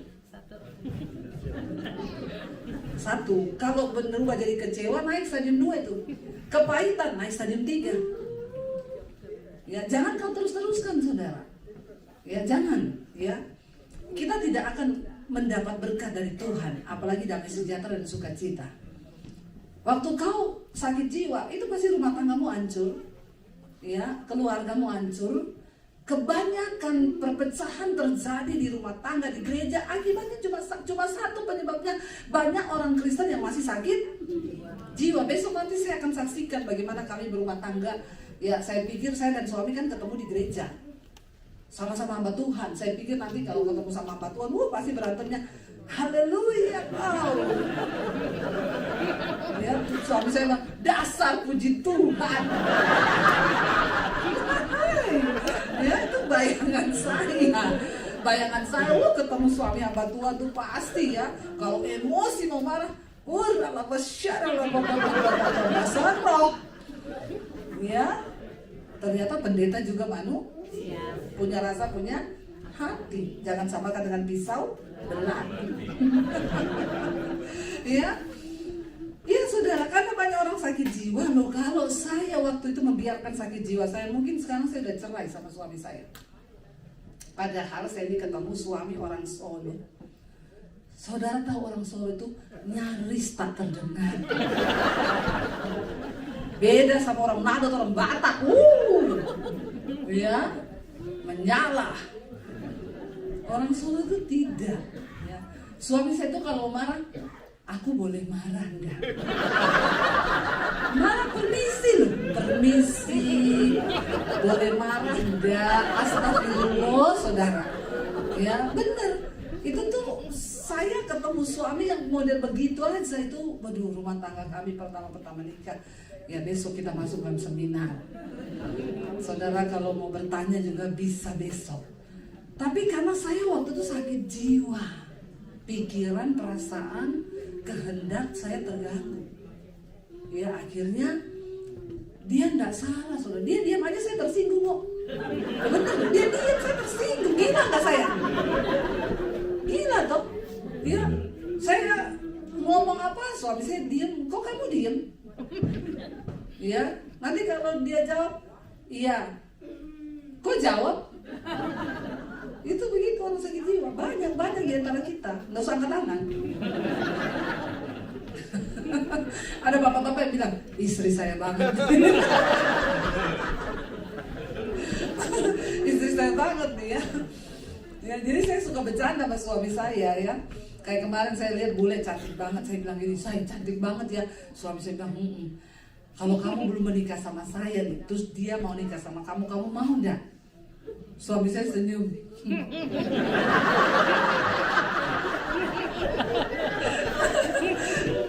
dia udah tahu nih pertanyaan menjebak. Ya, tapi untung saya enggak sakit jiwa, saudara. Ya, untung saya enggak sakit jiwa. Kadang-kadang istri-istri itu juga pertanyaannya menjebak ya sama suami ya. Kalau saya mati, kamu kawin lagi enggak? Ya, itu menjebak loh. Ya. Kayak di Indonesia ada bapak-bapak, ada istri yang tanya gitu, Pak, aku kalau mati kamu kawin lagi enggak? Terus, ya kan kamu enggak mati. Ya misalnya kok aku mati? Ya iyalah, masa saya hidup sendiri. Terus kamu tidur di tempat tidur saya enggak? Ya mungkin saya beli kasur baru ya, biar enggak ada kenangan tentang kamu lagi kan, karena kamu sudah mati. Terus bajumu dipakai sama istri barumu enggak? Terus suaminya jawab, ya enggak, dia kan lebih langsing dari kamu. Berarti sama itu. Kena deh. Ya, berarti sudah ada nih yang lebih langsing ya. Langsung dapat tahu dia ya. Memang kuat. Jadi saudara, kalau kita tuh sakit jiwa, itu bahaya loh. Dan seringkali ini tidak kita ketahui. Lalu yang kita salahin setan, yang kita salahin orang lain, yang kita salahin siapa-siapa, padahal itu masalahnya ada di diri kita. Nanti kita akan bahas besok. Ya, tapi di sini saudara Alkitab berkata, saya ini dulu karakter saya itu rusak banget ya. Saya orang yang emosi, apalagi warna saya merah. Saya ini warna merah tapi ada melonya sedikit, ada ungunya. Jadi saya ini pemarah, emosian, tapi saya perasa. Itu karakternya Hitler. Ngeri. Iya. Dia punya koleris tinggi tapi ada melo. Makanya saya kalau khotbah itu kadang ya marah, abis itu nangis. Itu tapi Tuhan menciptakan, ya. Nah, semua itu ada baiknya, ada buruknya, saudara. Tapi kalau kita bisa mengemas kekuatan ini, itu menjadi sesuatu yang luar biasa. Ya, nanti kita akan bahas besok, ini penting sekali loh di dalam rumah tangga. Ya, kita tahu warna kita supaya kita ya bisa saling memahami. Ya, saya dengan suami saya itu juga flegmatik, orang hijau, pendamai. Orang-orang flegmatik itu jarang ada di Medan dan di Sulawesi, Pak. Orang-orang hijau itu banyaknya di Jawa Tengah itu banyak. Ya, banyak di sana. Jadi ya saya ini sama suami ya seperti botol ketemu tutup. Dan mungkin banyak di Amerika juga tuh flegma ya. Mereka sabar nggak di sini? Orang-orang sini sabar ya, dapat suami orang sini sabar. Nggak usah ngomong di sini, nanti aja ya, konseling pribadi. Ya, jadi saudara, ya ketika kita ini jiwa kita sehat, ada firman Tuhan. Nah, persoalan ujian tekanan itu Tuhan izinkan sebenarnya kan untuk membentuk karakter kita. Sebab kamu tahu bahwa ujian terhadap iman itu menghasilkan ketekunan. Dan biarkanlah ketekunan itu memperoleh buah yang matang supaya kamu menjadi sempurna dan utuh dan tak kekurangan suatu apapun. Jadi kita tidak hanya butuh iman, tapi kita juga butuh hikmat. Waktu kita menghadapi persoalan, ayo saudara lari kepada firman Tuhan. Nggak usah cari-cari pendeta, amin. Ya, nggak usah cari-cari pendeta. Apa-apa cari pendeta, minta didoakan, minta ini, minta itu. Ya, saya tidak menerima titipan doa. Jadi besok nggak ada yang bisa minta doakan sama saya. Yang ikuti channel saya sudah tahu. Ya, saya kadang pelayanan di mana jemaat ribuan, Bu Debbie minta, oh ya nggak boleh ya minta didoakan ya Bu ya. Datang sendiri. Datang sendiri berlutut sama Tuhan secara pribadi. Karena Tuhan nggak mau pakai perantara. Saudara, bait itu, tabir itu sudah terbelah. Itu tidak ada lagi penghalang antara saudara dengan Tuhan. Dia sedang menunggu Anda datang secara pribadi, berlutut di kaki Tuhan. Ya, apalagi kalau ada ibu-ibu, Pak, datang sama saya, Bu doakan suami saya ya. Titip ya Bu, nama suami saya Bambang. Saya bilang saya nggak akan berdoa buat suamimu. Kenapa Bu Debbie? Doa yang menggetarkan sorga itu doa yang lahir dari hati. Nah, saya nggak mungkin berdoa buat Pak Bambang karena saya tidak jatuh hati sama Pak Bambang. Saya kan tidak cinta sama Pak Bambang. Bagaimana saya bisa berdoa sambil menangis buat Pak Bambang? Ya, apalagi kalau saya berdoa buat Pak Bambang, Tuhan berkati Bambang Tuhan. Terus suami saya lewat. Dia tanya, siapa itu Bambang? Rumah tangga kami jadi berantakan gara-gara saya berdoa buat suamimu. Tidak, saya tidak mau menerima. Ya, tangisi dirimu, tangisi keluargamu. Waktu ada masalah, nggak usah cari pendeta. Masuk ke kamar, tutup pintu, berdoa. Saya kalau bawa grup ke Israel, mereka tuh suka nanya, Bu, kasih tahu dong, ibu yang paling merinding itu kalau berdoa di mana, Bu? Di Golgota kah?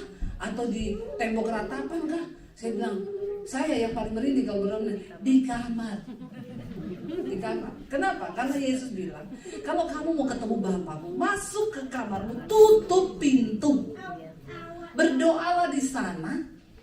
Ya, karena ketika engkau berdoa di tempat yang tersembunyi, maka Bapamu yang berada di tempat yang tersembunyi itu akan menjawab doamu yang datang dari tempat yang tersembunyi. Amin, saudara. Ya, jadi tidak ada pendeta yang sakti. Yang ada itu Tuhan yang sakti dengan imanmu yang luar biasa. Amin. Ya, apalagi kalau mau ke Israel, titip formulir doa. Buat apa? Bawa ke tembok ratapan. Orang Kristen nih ya. Lalu kalau sudah formulir doanya dimasukin di batu-batu di tembok ratapan, terus Anda bergetar-getar gitu. Hello, please deh. Ya, di rumahmu itu ada tembok ratapan. Di kamarmu ada tembok ratapan. Tembok ratapan itu apa? Waktu kau ada masalah, kau datang nangis sama Tuhan. Ya, itu tembok ratapan. Buat bapak-bapak, tembok ratapan banyak di mall. Waktu istrinya masuk ke tas yang bermerek, suaminya meratap di depan.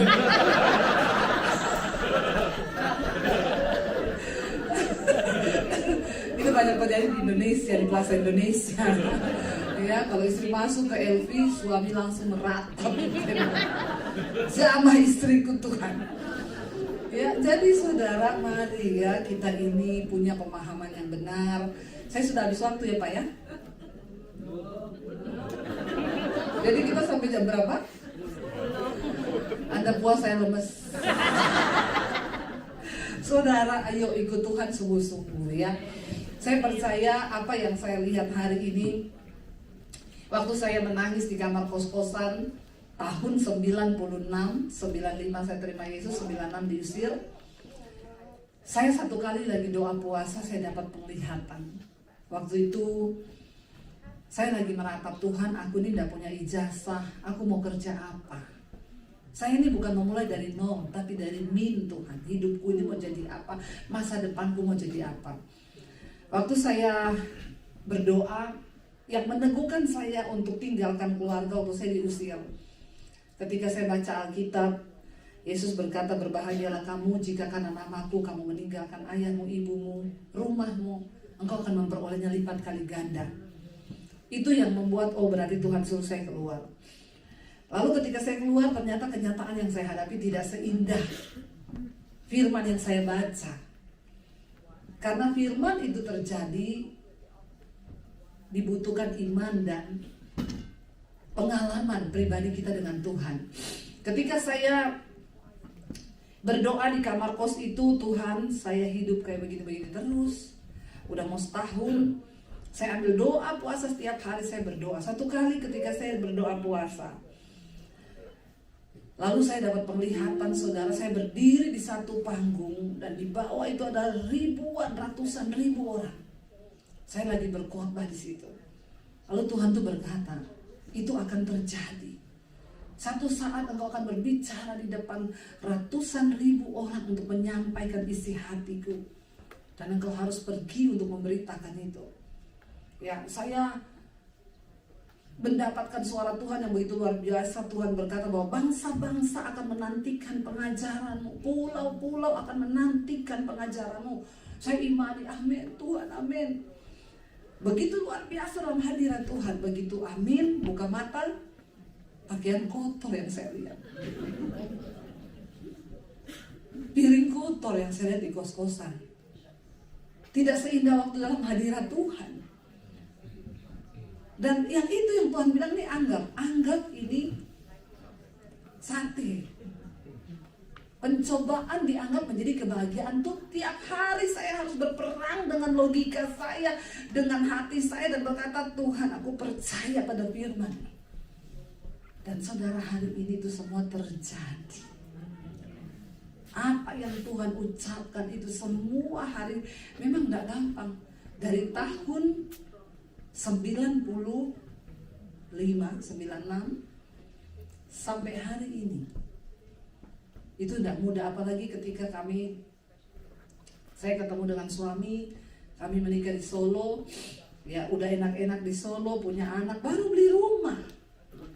Dapat suara Tuhan, tinggalkan kota Solo, pergi ke satu tempat yang akan aku tunjukkan kepadamu. Saya tengging itu suara, dalam nama Yesus. Setan ini setan. Saya tidak mau pergi karena apa? Anak saya 3 dan di rekening saya tidak ada uang 1M. Kalau ada uang 1M saja saya bilang, siap Tuhan, kemana engkau pergi? Suruh aku pergi sekarang. Saya tidak berani bilang amin, saya tengging dalam nama Yesus. Tapi berhari-hari saya terus nangis tanpa sebab. Ya, kenapa ya ini? Apa ini yang sedang terjadi dengan hati saya? Gundah gulana saya. Saya tahu Tuhan mau bicara. Akhirnya saya ambil doa puasa.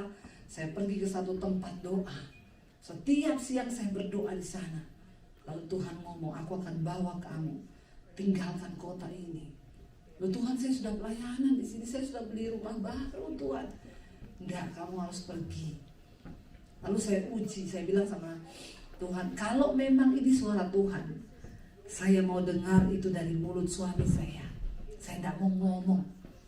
Tuhan dong yang ngomong ke suami saya. Satu kali saya lagi duduk di rumah malam-malam, suami saya bilang, "Say, kamu rasa nggak kita di sini stuck ya?" Saya bilang, "Stuck apa? Kita udah beli rumah, tiap hari pelayanan saya, kamu juga ada pelayanan, tapi aku rasa stuck loh." "Terus maksudmu?" Dia bilang, "Kamu rasa sih enggak sih? Kayaknya Tuhan mau bawa kita pergi dari kota ini ya." Waduh, seperti halilintar menyambar. Akhirnya saya cerita sama suami, "Aku juga dapat kayak gitu. Kira-kira kita kemana ya?" Dia langsung bilang, "Ke Batam kayaknya." "Kenapa ke Batam?" "Dulu saya habis sekolah Alkitab di Bandung, mau diutus ke Batam." Saya bilang, "Nggak usah, kita berdoa tanya Tuhan." Berarti dia udah konfirmasi nih. Kita berdoa tanya Tuhan kemana Tuhan mau bawa kita. Berkecamuk semua pikiran. Anak saya yang kecil masih TK, anak saya yang 2 SD. Tapi saya berdoa. Lalu suami saya bilang, kita kan dulu ada pendeta yang ajak pindah ke Jakarta. Waktu pendeta itu ajak kita bilang, "Oh enggak Pak, kita di Solo Pak." Tapi kalau Tuhan bicara kamu pindah ke Jakarta, enggak mungkin. Karena kita sudah beli rumah di Solo, sudah mapan. Kan manusia itu yang dicari kemapanan kan? Iya kan saudara? Semakin mapan, semakin nyaman, kan kita semakin betah kan? Memulai sesuatu yang baru itu kan tidak enak. Tapi ikut Tuhan tuh kan kadang ya itulah dibutuhkan iman loh. Dan tidak enak kan. Lalu saya bilang sama suami gini aja, ya kita berdoa. Suami saya bilang, "Nanti coba tanya pendeta itu, apa kalau kita pindah ke Jakarta, dia masih mau terima nggak?" Saya bilang, "Tunggu, saya cari nomor teleponnya." Saya buka di HP saya. Ternyata nomornya itu ke bawah di di HP saya yang lama. Karena saya ganti HP, nggak ada di catatan. Orang penting itu ganti HP, bukan ganti nomor. Ya, nggak penting itu ganti nomor, Pak. Ya, karena banyak tagihan online. Ya, di telepon, "Halo," telepon yang ada 7 sedang bersembunyi. Lalu suami saya bilang gini, "Oh besok nanti saya minta dari gereja aja, karena gereja kita itu sering undang dia." Saya bilang sama suami, "Gini aja, kita bikin kesepakatan sama Tuhan yuk. Kita nggak usah cari nomornya, nanti Tuhan yang kirim." Buat saudara, kira-kira ini tanda yang sulit nggak? Sulit loh bagi logika manusia toh. Bagaimana caranya Tuhan kirim nomor handphone? Jadi saya bilang sama suami, ya kalau ini memang rencana Tuhan, kan tidak ada yang mustahil buat Tuhan toh. Kita tidak usah tolong Tuhan, kamu tidak usah minta di gerejamu. Tiba-tiba saudara, 1 minggu, 2 minggu, kita lagi dulu, saya bilang, "Oh tidak terjadi, berarti ini bukan suara Tuhan." Puji Tuhan, haleluya 12 kali. Tiba-tiba ada teman suami datang ke rumah. "Mas bro, kamu di laptopmu ada lagu-lagu rohani?" "Iya, kenapa?" "Tolong kopiin dong ya, ini ya flash disk saya tak tinggal ya, nanti kopiin mau saya pakai nyanyi di gereja." "Ya taruh aja." Berapa hari kemudian suami saya buka, dia masukin di laptop, keluarlah file data. Data pertama tulisannya gini, nama pendeta dan nomor telepon. Bagaimana saudara bisa tangking itu? Suami saya diklik nomor 1, nomornya itu pendeta. Saya bilang, Tuhan itu serius kan? Saya tidak menyangka kalau itu akan terjadi saudara, tapi benar-benar terjadi. Dan memang Tuhan itu ternyata ada, dan dia tuh benar-benar nyata loh. Lalu suami saya bilang, "Nah terus ini piye? Aduh terjadi ya." Ya udah, coba kamu SMS, zaman tuh SMS ya. Saya SMS ya, lompat. Saya Daniel Debbie dari Solo. Dulu Bapak tawarin kita pindah ke Jakarta. Masih berlaku enggak tawarannya? Kayaknya kami dapat panggilan Tuhan pindah ke Jakarta. Dan dibalas-balas. Saya SMS lagi, suami saya bilang telepon, aku enggak mau telepon. Karena ini masuk. Atau mungkin pendetanya sudah ganti nomor juga, enggak penting juga kayaknya ini orang. Tapi enggak mungkin lah dia ganti nomor telepon. Ya sudah saya diemin. Satu kali ada acara di gereja Solo, saudara, di gereja kita. Sore-sore itu acara yang tidak terduga. Tiba-tiba suami saya WA, kesini cepet, ada pendeta itu datang. Kita ketemu yuk. Udah saya cepat-cepat buru-buru ketemu. Waktu ketemu saya tanya, Pak, Bapak terima SMS saya selama ini? Terima, berkali-kali kan? Jengkelin gak saudara? Saya bilang, kenapa Bapak gak balas? Saya juga berdoa sama Tuhan. Tuhan, kalau memang mereka ini Tuhan yang suruh pindah, saya akan ketemu mereka tanpa janjian. Dan sekarang terjadi nih, kita ketemu tanpa janjian. Lalu dia bilang, jadi kapan kalian siap berangkat ke Jakarta menjadi pengintai? Intai negeri yang penuh susu dan madu itu. Ternyata negerinya penuh polusi. Bukan susu dan madu, polusi saudara. Kita berangkatlah ke sana. Sampai di sana kita pelayanan, ikut dia di gerejanya, saudara. Saya tuh melihat nih kok di Jakarta, pendoa syafaat, anaknya narkoba, dia bisa ranjang sama suami, tapi pendoa syafaat ini. Kok bisa begini ya?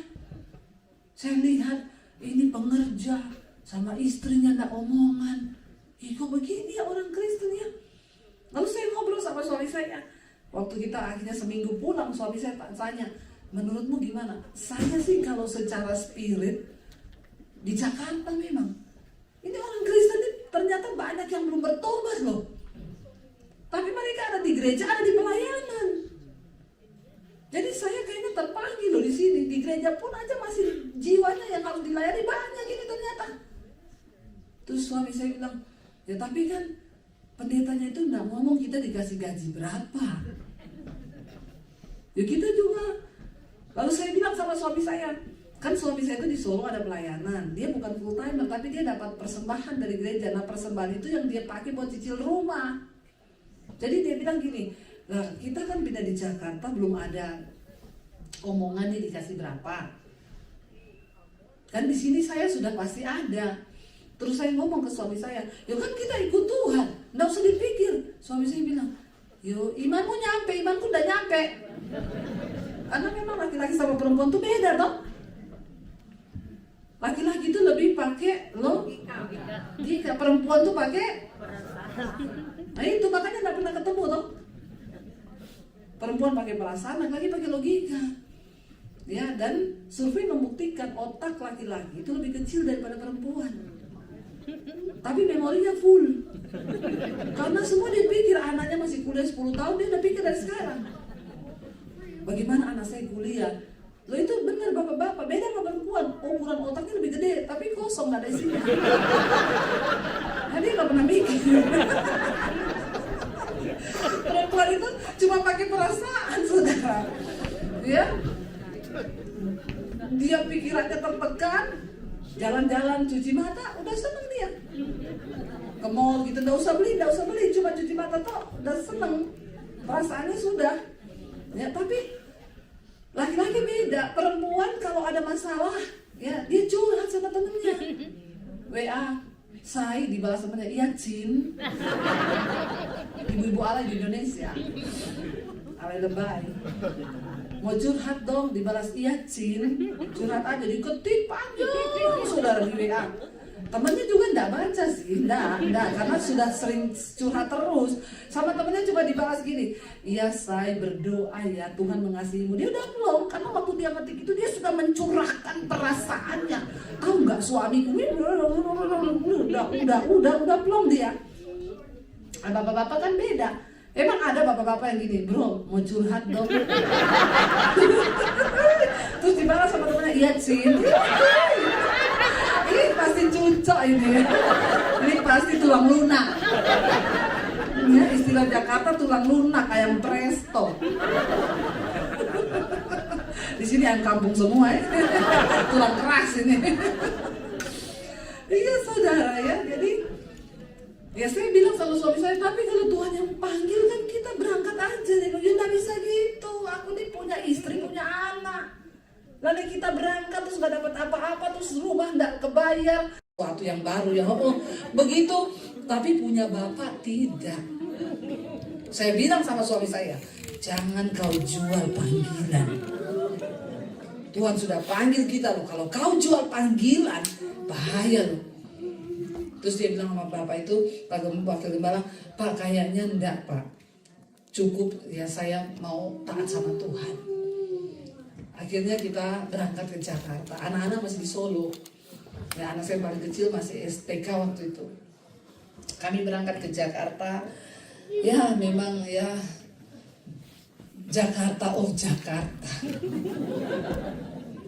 Ya sekejam-kejamnya ibu tiri lebih kejam ibu kota. Ya kita ke Jakarta, sampai di sana ya pendeta yang ngajak kami itu ninggalin kita saudara. Ya dan saya sempat kecewa, tapi Tuhan tuh ngomong, jangan kamu kecewa karena ini aku yang izinkan. Lalu akhirnya kita, ya sudahlah kita ngikut Tuhan. 1 tahun di Jakarta saya tidak ada pelayanan. Sama sekali tidak ada pelayanan. Ditutup pintu, punya kenalan pun tidak ada yang bisa buka pintu. Saya tinggal, waktu itu di tempatnya Tante Ivon tuh, tantenya Susi ya di atas. Itu kamar nggak kepake memang. Ya, jadi dulu itu dia pakai buat gudang, karena kita datang ya sudah terpaksa di situ. Itu kamar tanpa AC ya Sus ya. Jadi saya tiap hari sauna. Di atas lagi saudara, panas. Ya, ada tempat tidur bekas yang sudah lama di situ ya. Karena memang kamarnya cuma itu saudara. Ya, jadi spring bed, tapi bednya sudah nggak ada, tinggal springnya. Sementara di rumah saya itu ada AC, ada tempat tidur enak. Nah kita pulang lihat anak 2 minggu sekali. Belum ada pelayanan apa-apa di Jakarta. Kita pulang masih ada uang tabungan, pulang naik pesawat, lama-lama naik kereta, uang menipis naik bus. Saudara tahu saya pernah pulang ke Solo sama suami mau lihat anak naik motor 18 jam dari Jakarta ke Solo. Hujan deras, saya sampai badan saya ini biru, tidak bisa berhenti karena uang kami pas untuk bensin. Sampai air hujan bercampur air mata. Saya bilang, Tuhan, saya sudah sampai di titik terakhir, tidak ada kata-kata lain. Saya cuma bilang, karepmu Tuhan, karepmu. Kenapa aku ini tidak pernah berhenti menderita, Tuhan ikut kau. Udah enak-enak di Solo, kau panggil lagi. Apa yang kita dapat di Jakarta? Tidak ada. Bertahan di penghujung tahun, suami saya bilang, tahun depan aku mau pulang. Kalau sampai di penghujung Desember ini tidak ada tanda apa-apa, kata suami saya, aku mau pulang. Waktu itu ada KKR besar yang buat adalah kakaknya Haritanu, Pak Rudi Tanu. Dia bikin KKR, diundang nabi-nabi. Ada nabi made in USA itu Bill Hammond, nabi made in Afrika, pokoknya semua nabi. Yang Asia itu Amos Wiratman. Itu dia bikin acara khusus untuk pengusaha. Jadi itu karena akhir tahun, siapa yang meminta didoakan, dinubuatin, silakan maju. Saya bilang sama suami, waktu itu suami saya ada teman yang ajak main musik ya. Saya diajak singers. Saya jadi singer saudara. Saya bilang sama suami, ini kan kita mau pulang toh, nggak ada apa-apa di Jakarta. Nanti kita maju yuk minta nubuatan. Kita perlu mendengar suara Tuhan audible lewat orang. Kasih tahu kita ini bertahan atau pulang. Suami saya bilang, wis ngerti firman, bernubuat dewi baik. Bernubuat sendiri, tidak usah minta. Tapi ini kita perlu loh, ya udah ayo. Saudara itu yang nabi made in USA antri. Panjang sekali Bill Hammond karena made in USA. Yang Asia ora payu. Ternyata standar Amerika number 1. Kita antri di barisan. Tiba-tiba panitianya datang, Mbak, Ibu maaf ya, kamu kan pelayan, minggir ya, ini ada pengusaha yang minta didoakan. Kita didesak-desak terus. Akhirnya suami saya bilang, Sosat, aku udah bilang doa sendiri. Ya wis, kita duduk aja. Kita duduklah, balik ke tempat musik. Ya enggak usah ya. Waktu balik teman saya bilang, mau minta didoakan. Itu loh yang made in Asia. Nggak ada yang minta didoakan. Saya bilang sama suami, kan kita ini hanya mau mendengar suara Tuhan. Nggak usah peduli yang made in apalah. Kan Tuhan itu berdaulat toh. Ya udah kita pergilah ke made in Asia lah. Kita datang, dia lagi duduk. Pak, kami mau minta didoakan. Oh iya, tapi saya nggak bernubuat ya. Lah, orang mau minta nubuat. Jawabannya, saya nggak bernubuat ya, doa biasa aja. Tapi kalau Tuhan mau bicara ya nanti saya sampaikan. Aduh, sudah gitu akhirnya ya sudah gandeng tangan. Dia duduk, saudara, saya sama suami gandeng tangan. Lagi duduk gini dia berdoa, tiba-tiba dia berdiri. Dia langsung bilang ada suara Tuhan nih, kenceng sekali. Langsung suami saya ditunjuk. Kamu lagi berpikir manusia siapa yang mau tolong kamu di sini? Aku Tuhan yang memanggilmu adalah Tuhan yang setia. Jangan mundur satu langkah pun. Tetap bertahan sebab aku punya rencana yang besar atas hidup kalian berdua di sini. Kayak kita sudah tidak tahan, saudara. Udah air mata bercucuran. Ampuni Tuhan. Kamu lagi khawatir tentang anak-anakmu. Padahal kita ini kan tidak cerita kita siapa. Kamu lagi khawatir tentang apa yang akan terjadi depanmu. Aku Tuhan yang berjanji. Aku akan menggenapi, kalian akan lihat perkara besar. Akan aku kerjakan lewat hidupmu. Jangan takut, jangan mundur satu langkah pun. Itu terus yang diulangi, saudara. Suami saya nangis, di situ kita bercucuran air mata. Ya, begitu amin. Lihat kenyataan. Naik motor lagi, hujan-hujan. Nggak ada penghasilan. Mau mundur lagi, saudara. Tapi dibilang anggap ini anggap sate, ini minum suruh anggap sate. Saudara tahu, sejak nubuatan itu diucapkan 13 tahun, Tuhan genapi hari ini. Alkitab bilang ketika engkau mendengar sesuatu, tunggu. Karena nubuatan itu tidak akan berlama-lama. Itu akan segera datang kepadamu. Tapi tunggu. Jangan sampai, masalahnya Tuhan itu, Yusuf ketika dapat mimpi, dia cerita mimpinya kepada saudaranya. Ya, ketika dia cerita, maka hidupnya masuk di dalam pencobaan, masuk sumur, bukan melihat janji Tuhan kan. Masalahnya Tuhan tuh udah ngomong gini, Yusuf, tenang. Nanti kalau kau cerita mimpimu ini, nanti keluargamu akan benci kau. Lalu mereka buang kau ke sumur. Lalu mereka akan jual kau. Tapi tenang Yusuf, nanti Potifar akan beli kau. Nanti di rumahnya Potifar, Yusuf, kau akan dapat kekuasaan. Tapi nanti istrinya Potifar akan fitnah kau. Tapi setelah itu tidak apa-apa, kau sabar saja, nanti kau akan masuk penjara. Tapi kau tidak usah takut Yusuf, karena di penjara itu jalan yang akan aku buka untuk kau menuju kepada istana raja. Kan Tuhan tidak ngomong begitu toh? Kita ini dituntut dengan iman, harus anggap ini apa sekarang? Dan itu kan tidak gampang, saudara. 13 tahun menanti dengan air mata. Saya singkat, tapi penderitaan yang kami alami tidak mudah. Ketika ingat anak saya di Solo, kita pulang naik motor sampai di Solo jam 3 pagi. Saya buka pintu kamar, lihat anak-anak saya tidur. Saya bilang, Tuhan, kenapa kita ini membawa diri dalam pencobaan? Di Solo udah enak. Terus saya juga kasihan anak saya yang kecil ini masih TK. Tapi waktu itu saya bilang, udah saya gak akan balik lagi ke Jakarta. Di sana tidak ada dasar untuk kami berharap. Tapi Tuhan bilang, tapi Abraham tetap berharap. Sekalipun tidak ada dasar untuk dia berharap. Saudara, waktu saya bilang saya tidak mau balik, Tuhan, ini anakku kasihan.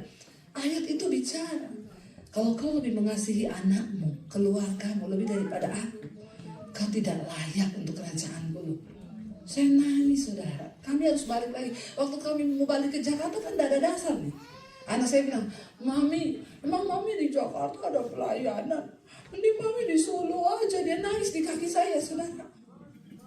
Saya peluk anak saya, Mami di sini aja. Saya bilang, Dek, kamu ini masih kecil, tapi kamu sudah pikul salib loh. Dan Mami yakin Tuhan memperhitungkan semua air mata kita ini.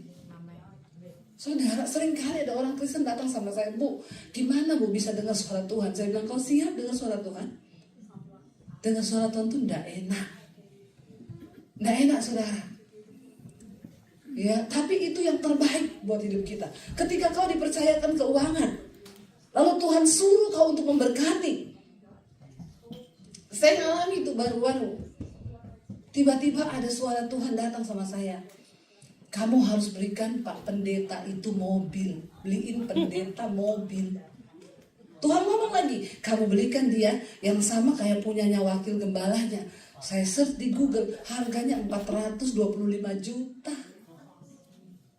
Banyak gak itu, saudara? Saya tarik napas, saya thinking, dalam nama Yesus, setan ini yang bicara. Setan ini pasti setan, Tuhan. Bukan Tuhan, ini setan. Loh, saya ini bukan orang yang punya uang puluhan miliar, saudara. Saya, itu menjadi tawanan roh itu tidak enak. Saya bawa itu suara berbulan-bulan, saudara, sampai saya ini mau sesak napas. Saya dengar itu Tuhan ngomong, beliin dia mobil yang sama kayak wakil gembalanya. Akhirnya saya tarik napas, saya bilang, Tuhan, Alkitab berkata tunduk pada suami. Saya tahu suami saya ini orangnya tidak pelit, perhitungan. Tidak boleh bilang pelit ya.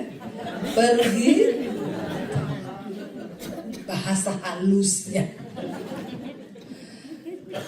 Kadang saya menabur aja buat gereja, pembangunan gereja di desa itu kalau agak gede dia kadang nggak usah gede-gede loh, berhikmat loh. Saya bilang, tapi Tuhan suruh begitu. Tapi itu kegedean. Apalagi ini 425 juta. Satu kali saya bilang, jadi Tuhan, peneguhan terakhir, kalau suamiku bilang iya, berarti ini dari Tuhan. Tapi kalau dia bilang tidak, berarti saya salah dengar. Saya panggillah suami saya satu saat, aku mau ngomong sama kamu. Masa aku ini dapat suara di hati, tidak tahu ini dari Tuhan atau bukan. Tapi aku mau dengar dari kamu. Kita disuruh beliin mobil Pak Pendeta itu, yang sama kayak wakil gembalanya itu, harganya 425 juta. Dia diam 1000 bahasa. Dalam hati saya, tumben. Biasanya saya langsung ditekin, dalam nama Yesus. Dia diam. Saya bilang, kenapa kamu diam? Ngomong. Tiba-tiba dia tarik napas panjang. Kenapa? Kamu tahu enggak? Kenapa? Aku sudah dari bulan Januari Tuhan ngomong sama aku. Oh Tuhan. Jadi ternyata karena dia tuli. Jadi Tuhan kasih tahu sama saya. Saya bilang, oh berarti kamu udah, iya, kasih terus itu. Dari waktu kita ketemu Pak Pendeta itu bulan Januari yang lalu, saudara, itu enggak gampang loh. Enggak gampang, bener. Akhirnya saya bilang sama suami, ya sudah kalau Tuhan yang suruh, toh kita ini cuma bendahara. Jadi kita taat ya, taat. Kita pelayanan di Makassar. Saya bilang sama suami, nanti pulang dari Makassar, udah kita eksekusi beli mobil itu. Rela kan, kita rela ya, hatinya 425 juta. Rela Tuhan, uang itu kau yang punya kok. Lagi di Makassar pelayanan, kita tuh punya grup dengan pendeta itu. Dia kirim foto lagi di pinggir jalan makan McD. Terus saya bilang, Pak, kok di pinggir jalan ngapain? Mobilku mogok. Saya lagi makan sama teman saya, pengusaha orang Makassar. Terus, aduh, kita ini dosa loh. Terus teman saya pengusaha tanya, kenapa Bu? Itu loh Pak, saya sama suami saya ini disuruh Tuhan beli mobil buat Pak Pendeta ini. Ini dia mobilnya mogok lagi di pinggir jalan. Kan saya makin rasa bersalah. Terus pengusahanya ngomong apa? Ih, saya salut sama Ibu Dewi, sama Pak Daniel, orang Makassar. Kenapa? Dede, malu saya. Harusnya kan yang beliin mobil pendeta itu pengusaha. Kenapa ada pendeta beliin mobil pendeta? Saya bilang, karena pengusaha banyak yang tulis. Iya kan? Jadi Tuhan suruh kami, Pak. Dia bilang, saya salut loh Ibu. Sudah begini saja Ibu, kita paruan ya. Lumayan tuh saudara. Tapi kami hati sudah rela loh kehilangan uang itu. Kita paruan ya Ibu, separuh saya separuh ya. Ya udah Pak, berarti sekarang aja ya. Tak telepon teman saya di Semarang, kamu cari ke dealer mobil ini, kamu tolong kirim ke pendeta itu. Ternyata itu jawaban doanya. Saudara, loh, ya, makanya saya bilang dengar suara Tuhan. Kita ini hidup di dunia ini buat apa? Tapi waktu kita taat dan rela, saudara tahu berapa minggu berikutnya, itu belum ada yang tahu kesaksiannya, saya belum bersaksi kemana-mana. Berapa minggu berikutnya, ada orang berkati saya 3 kali lipat dari yang saya keluarkan. Dari situ saya belajar, oh kita ini hanya bendaharanya Tuhan. Waktu kita setia, jangan pelit loh saudara. Orang Amerika ini banyak pelit.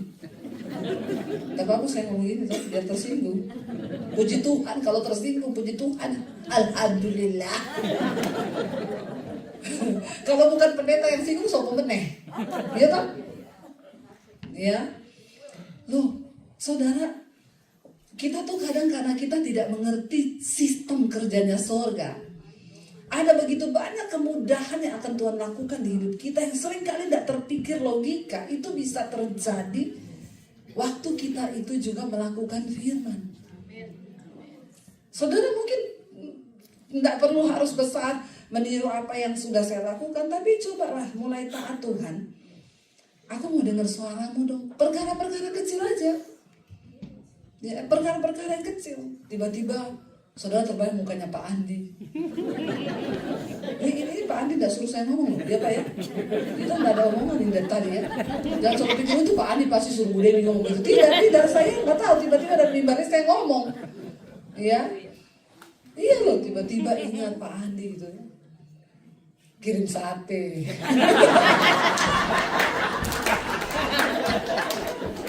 Padahal Pak Andi udah tegang loh.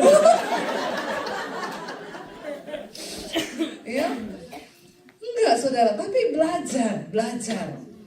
Karena benar saudara, Alkitab tuh bilang benar, terlebih berkat memberi daripada menerima tuh benar. Saudara akan merasa satu kepuasan yang ilahi yang tidak pernah. Jadi ternyata saat kita memberi itu juga kita bahagia loh. Bahagia kita, saya berapa kali uji.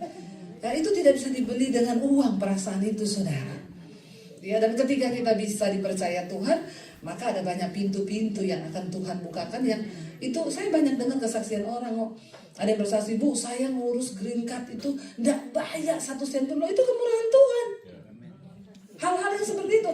Saudara, dalam sebulan engkau mobilmu tidak rusak.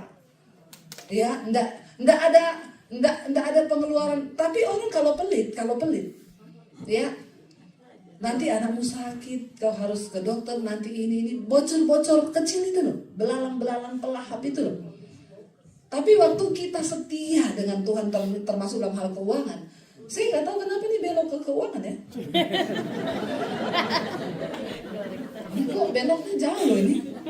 Saya menikung loh, bukan berputar, menikung wajib.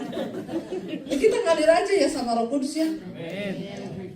Ya, karena seringkali kita jadi pelit karena kita pikir saya ini kerja setengah mati loh. Loh saudara, kesehatan yang kau miliki untuk kau bisa bekerja itu dari siapa? Dari Tuhan. Kau bisa bekerja, kau sehat itu dari Tuhan. Bayangkan kalau sakit, ya. Jadi mari kita, karena Yesus itu bilang begini, kamu nggak bisa mengabdi pada 2 tuan, pada uang dan pada Allah, mamon, pada Allah dan pada mamon. Yesus mensejajarkan dirinya satu-satunya hanya dengan mamon loh. Karena orang kalau nggak cari Tuhan, pasti dia carinya mamon. Dan kalau orang menjadi hamba uang, itu bahaya sekali saudara. Ya, tapi ketika kita tahu uang itu, ya saya mau berangkat ke sini, dapat 1 proyek lagi Bu, kami lagi pembangunan pastori di daerah NTT, Bu, dikirimlah gambarnya ke saya coba suruh cek benar apa enggak. Saya bilang, saya juga masih ada bantu gereja pembangunan satu nih di Toraja belum selesai. Tapi saya tanya Tuhan oke enggak? Waktu Tuhan kasih damai sejahtera, ya udah jalan. Ya puji Tuhan saudara, ya saya melihat bagaimana dalam pelayanan kami, sekolah Alkitab saya sudah selesai dibangun, kemarin Januari sudah peresmian, ada 32 sama staf di sana. Apa yang tidak masuk akal, pembangunannya sekian miliar. Tadinya saya nggak percaya kenapa Tuhan kasih saya visi itu. Anak-anak sekolah gratis, nggak bayar. Waktu sudah mulai berjalan pembangunan, ya saya bilang sama suami saya, ketika keluar proposal sekian miliar, saya bilang gampang lah, taruh aja nomor rekeningnya di YouTube. Subscriber saya hampir 800.000. Ya taruhlah 10.000 orang aja yang menabur, ketutup itu. Nanti saya sambil ngomong lah, saudara kami sudah mulai pembangunan, silakan yang mau menabur, ya ada di bawah sini nomor rekening. Ketika mau melakukan itu, Tuhan ngomong sama saya, coba kamu lakukan itu. Aku tidak ikut bekerja, kamu aja yang bekerja. Berarti kamu seperti Daud yang mencoba menghitung kekuatan pasukannya. Saya kaget, saya bilang sama suami, tidak usah ditaruh. Karena Tuhan bilang dia tidak ikut-ikut. Bahaya nih kalau Tuhan ikut-ikut, bahaya. Ya mending saya nggak ada apa-apa tapi Tuhan ikut-ikut. Daripada kita punya banyak tapi Tuhan nggak ikut. Aduh habis itu entek saudara. Akhirnya saya berjalan dengan iman. Saudara tahu ketika mulai pembangunan, saya sudah sisihkan berkat kami untuk pembangunan walaupun tidak sebanyak yang kita butuhkan. Berjalanlah pembangunan. Orang telepon, Bu saya mau kirim ini, Bu saya mau kirim itu, Bu saya pabrik semen, saya pabrik cat, saya mau kirim cat. Hubungi aja pemborong saya ini nomor teleponnya. Sampai selesai. Dari pabrik furniture kami yang punya furniture, saya Tuhan suruh untuk isi seluruh furniture di sekolah Alkitab Ibu. Bu kami pabrik kasur, mau kirim kasur, berapa yang Ibu butuhkan? Bu kami gini, Bu kami gini. Saudara tahu uang yang saya sisihkan tidak terpakai. Tuhan bilang, kalau kau taruh nomor rekening itu, ya mungkin akan selesai, uangmu habis, dan aku tidak ikut-ikut. Tapi ketika engkau percaya dengan iman, aku itu Tuhan kan cuma cari orang yang beriman. Aku tidak cari orang kaya. Orang yang beriman yang aku bisa pakai menjadi mitraku di bumi ini. Kan cuma itu, saudara, untuk melayani Tuhan kan tidak perlu sekolah Alkitab. Cuma dengar-dengaran kepada apa yang Tuhan mau. Setelah jalan, saudara, kita sekarang selain dari Papua yang pengen jadi hamba Tuhan, dari NTT mereka semua datang. Hitung untuk 6 bulan biaya sekian ratus juta. Saya bilang lumayan juga ya, gede ya setiap bulan. Hari ini itu pun tidak terjadi. Kenapa? Tiba-tiba pabrik tahu di Semarang, Bu saya pabrik tahu, saya izin ya kirim tahu ya. Setiap bulan, setiap 2 minggu sekali 200 biji tempe 60 potong. Saya punya peternakan, telur dikirim 2 peti setiap 2 minggu. Bu saya kirim ayam, Bu saya kirim sayur, Bu saya mau kirim beras ya. Sampai tunggu jangan dulu kirim, masih banyak di gudang stoknya, takutnya nanti busuk. Tuhan tuh bilang ini loh, aku kalau bekerja unlimited, amin saudara. Ayo saudara, kita mulai percaya yuk sama Tuhan. Mulai dengar-dengaran loh suara Tuhan yuk. Karena sesungguhnya Tuhan itu bisa bekerja lebih dari apa yang kau pikirkan, apa yang kau doakan, dan apa yang kau mau. Saya minta suami saya untuk temenin saya main. Saudara, namun sering kali kenapa mujizat tidak terjadi? Karena kita membatasi Tuhan dengan cara berpikir kita. Kita batasi Tuhan dengan cara kita, metode-metode yang kita punya. Banyak orang, iya kan kalau saya taruh nomor rekening kan itu lebih terlihat. Kenapa hari-hari ini saudara, untuk berharap kepada Tuhan itu menjadi sulit? Karena memang Tuhan tidak terlihat. Kalau di Indonesia orang lari ke penggadean, menyelesaikan masalah tanpa masalah. Itu slogannya penggadean. Kenapa orang lebih kami memilih lari ke penggadaian? Karena penggadaian terlihat, Tuhan tidak terlihat. Waktu kau butuh uang, kenapa kau lebih gampang menghubungi saudaramu daripada kau duduk di kaki Tuhan, berlutut dan memohon untuk sorga turut ikut bekerja. Dia sanggup melakukan lebih dari yang kita doakan. Yesus sanggup mengerjakan lebih dari yang pada kita harapkan. Hanya iman yang dia mau. Anggaplah saudara. Mari bangkit berdiri bersama. Tak selalu Tuhan menjawab doa, namun Dia beri yang terbaik di waktu yang tepat.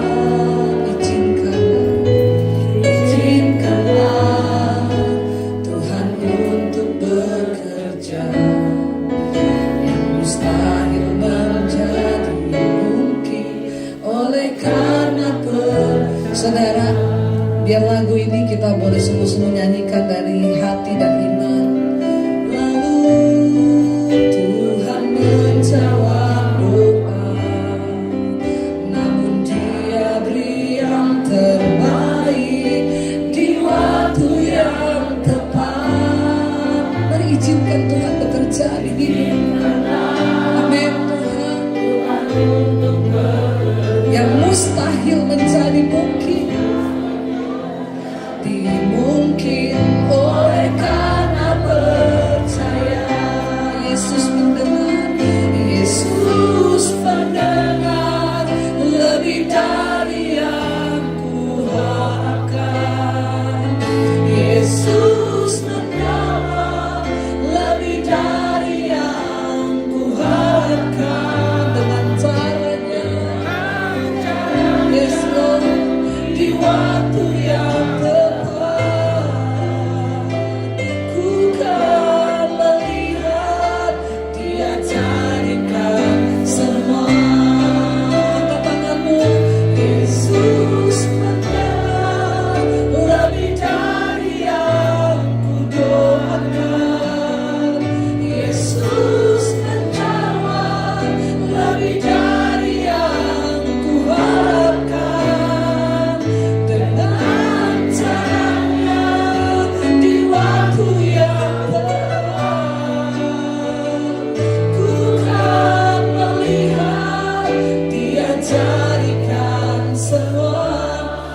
yang musik saja, mari kita tutup mata di dalam hadirat Tuhan, saudara.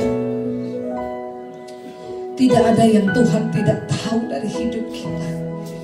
Bahkan seberat apapun yang sedang kau alami hari ini, Dia lebih tahu daripada dirimu sendiri. Bahkan keadaan di depanmu itu Tuhan yang sudah pegang kendali.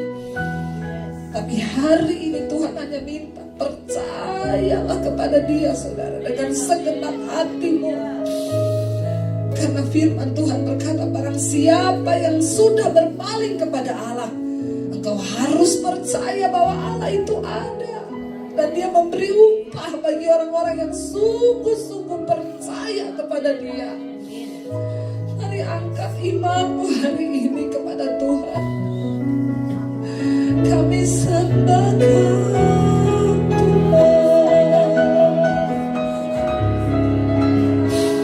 kami sembah Yesus. Belajar percaya pada Engkau Tuhan. Engkau yang mengerti bahasa air mata kami Tuhan. Hari ini mungkin engkau lelah, saudara, dengan hidup ibadah kepada Tuhan. Alami Tuhan secara pribadi. Dia rindu memeluk saudara. Dia rindu untuk engkau boleh mengalami janji-janjinya di dalam hidupmu. Kalau engkau merindukan mujizat, Dia pun lebih rindu melakukan mujizat di hidupmu. Mari kita bertobat hari ini di hadapan Tuhan. Sembah Dia, kami kembali padamu, Yesus.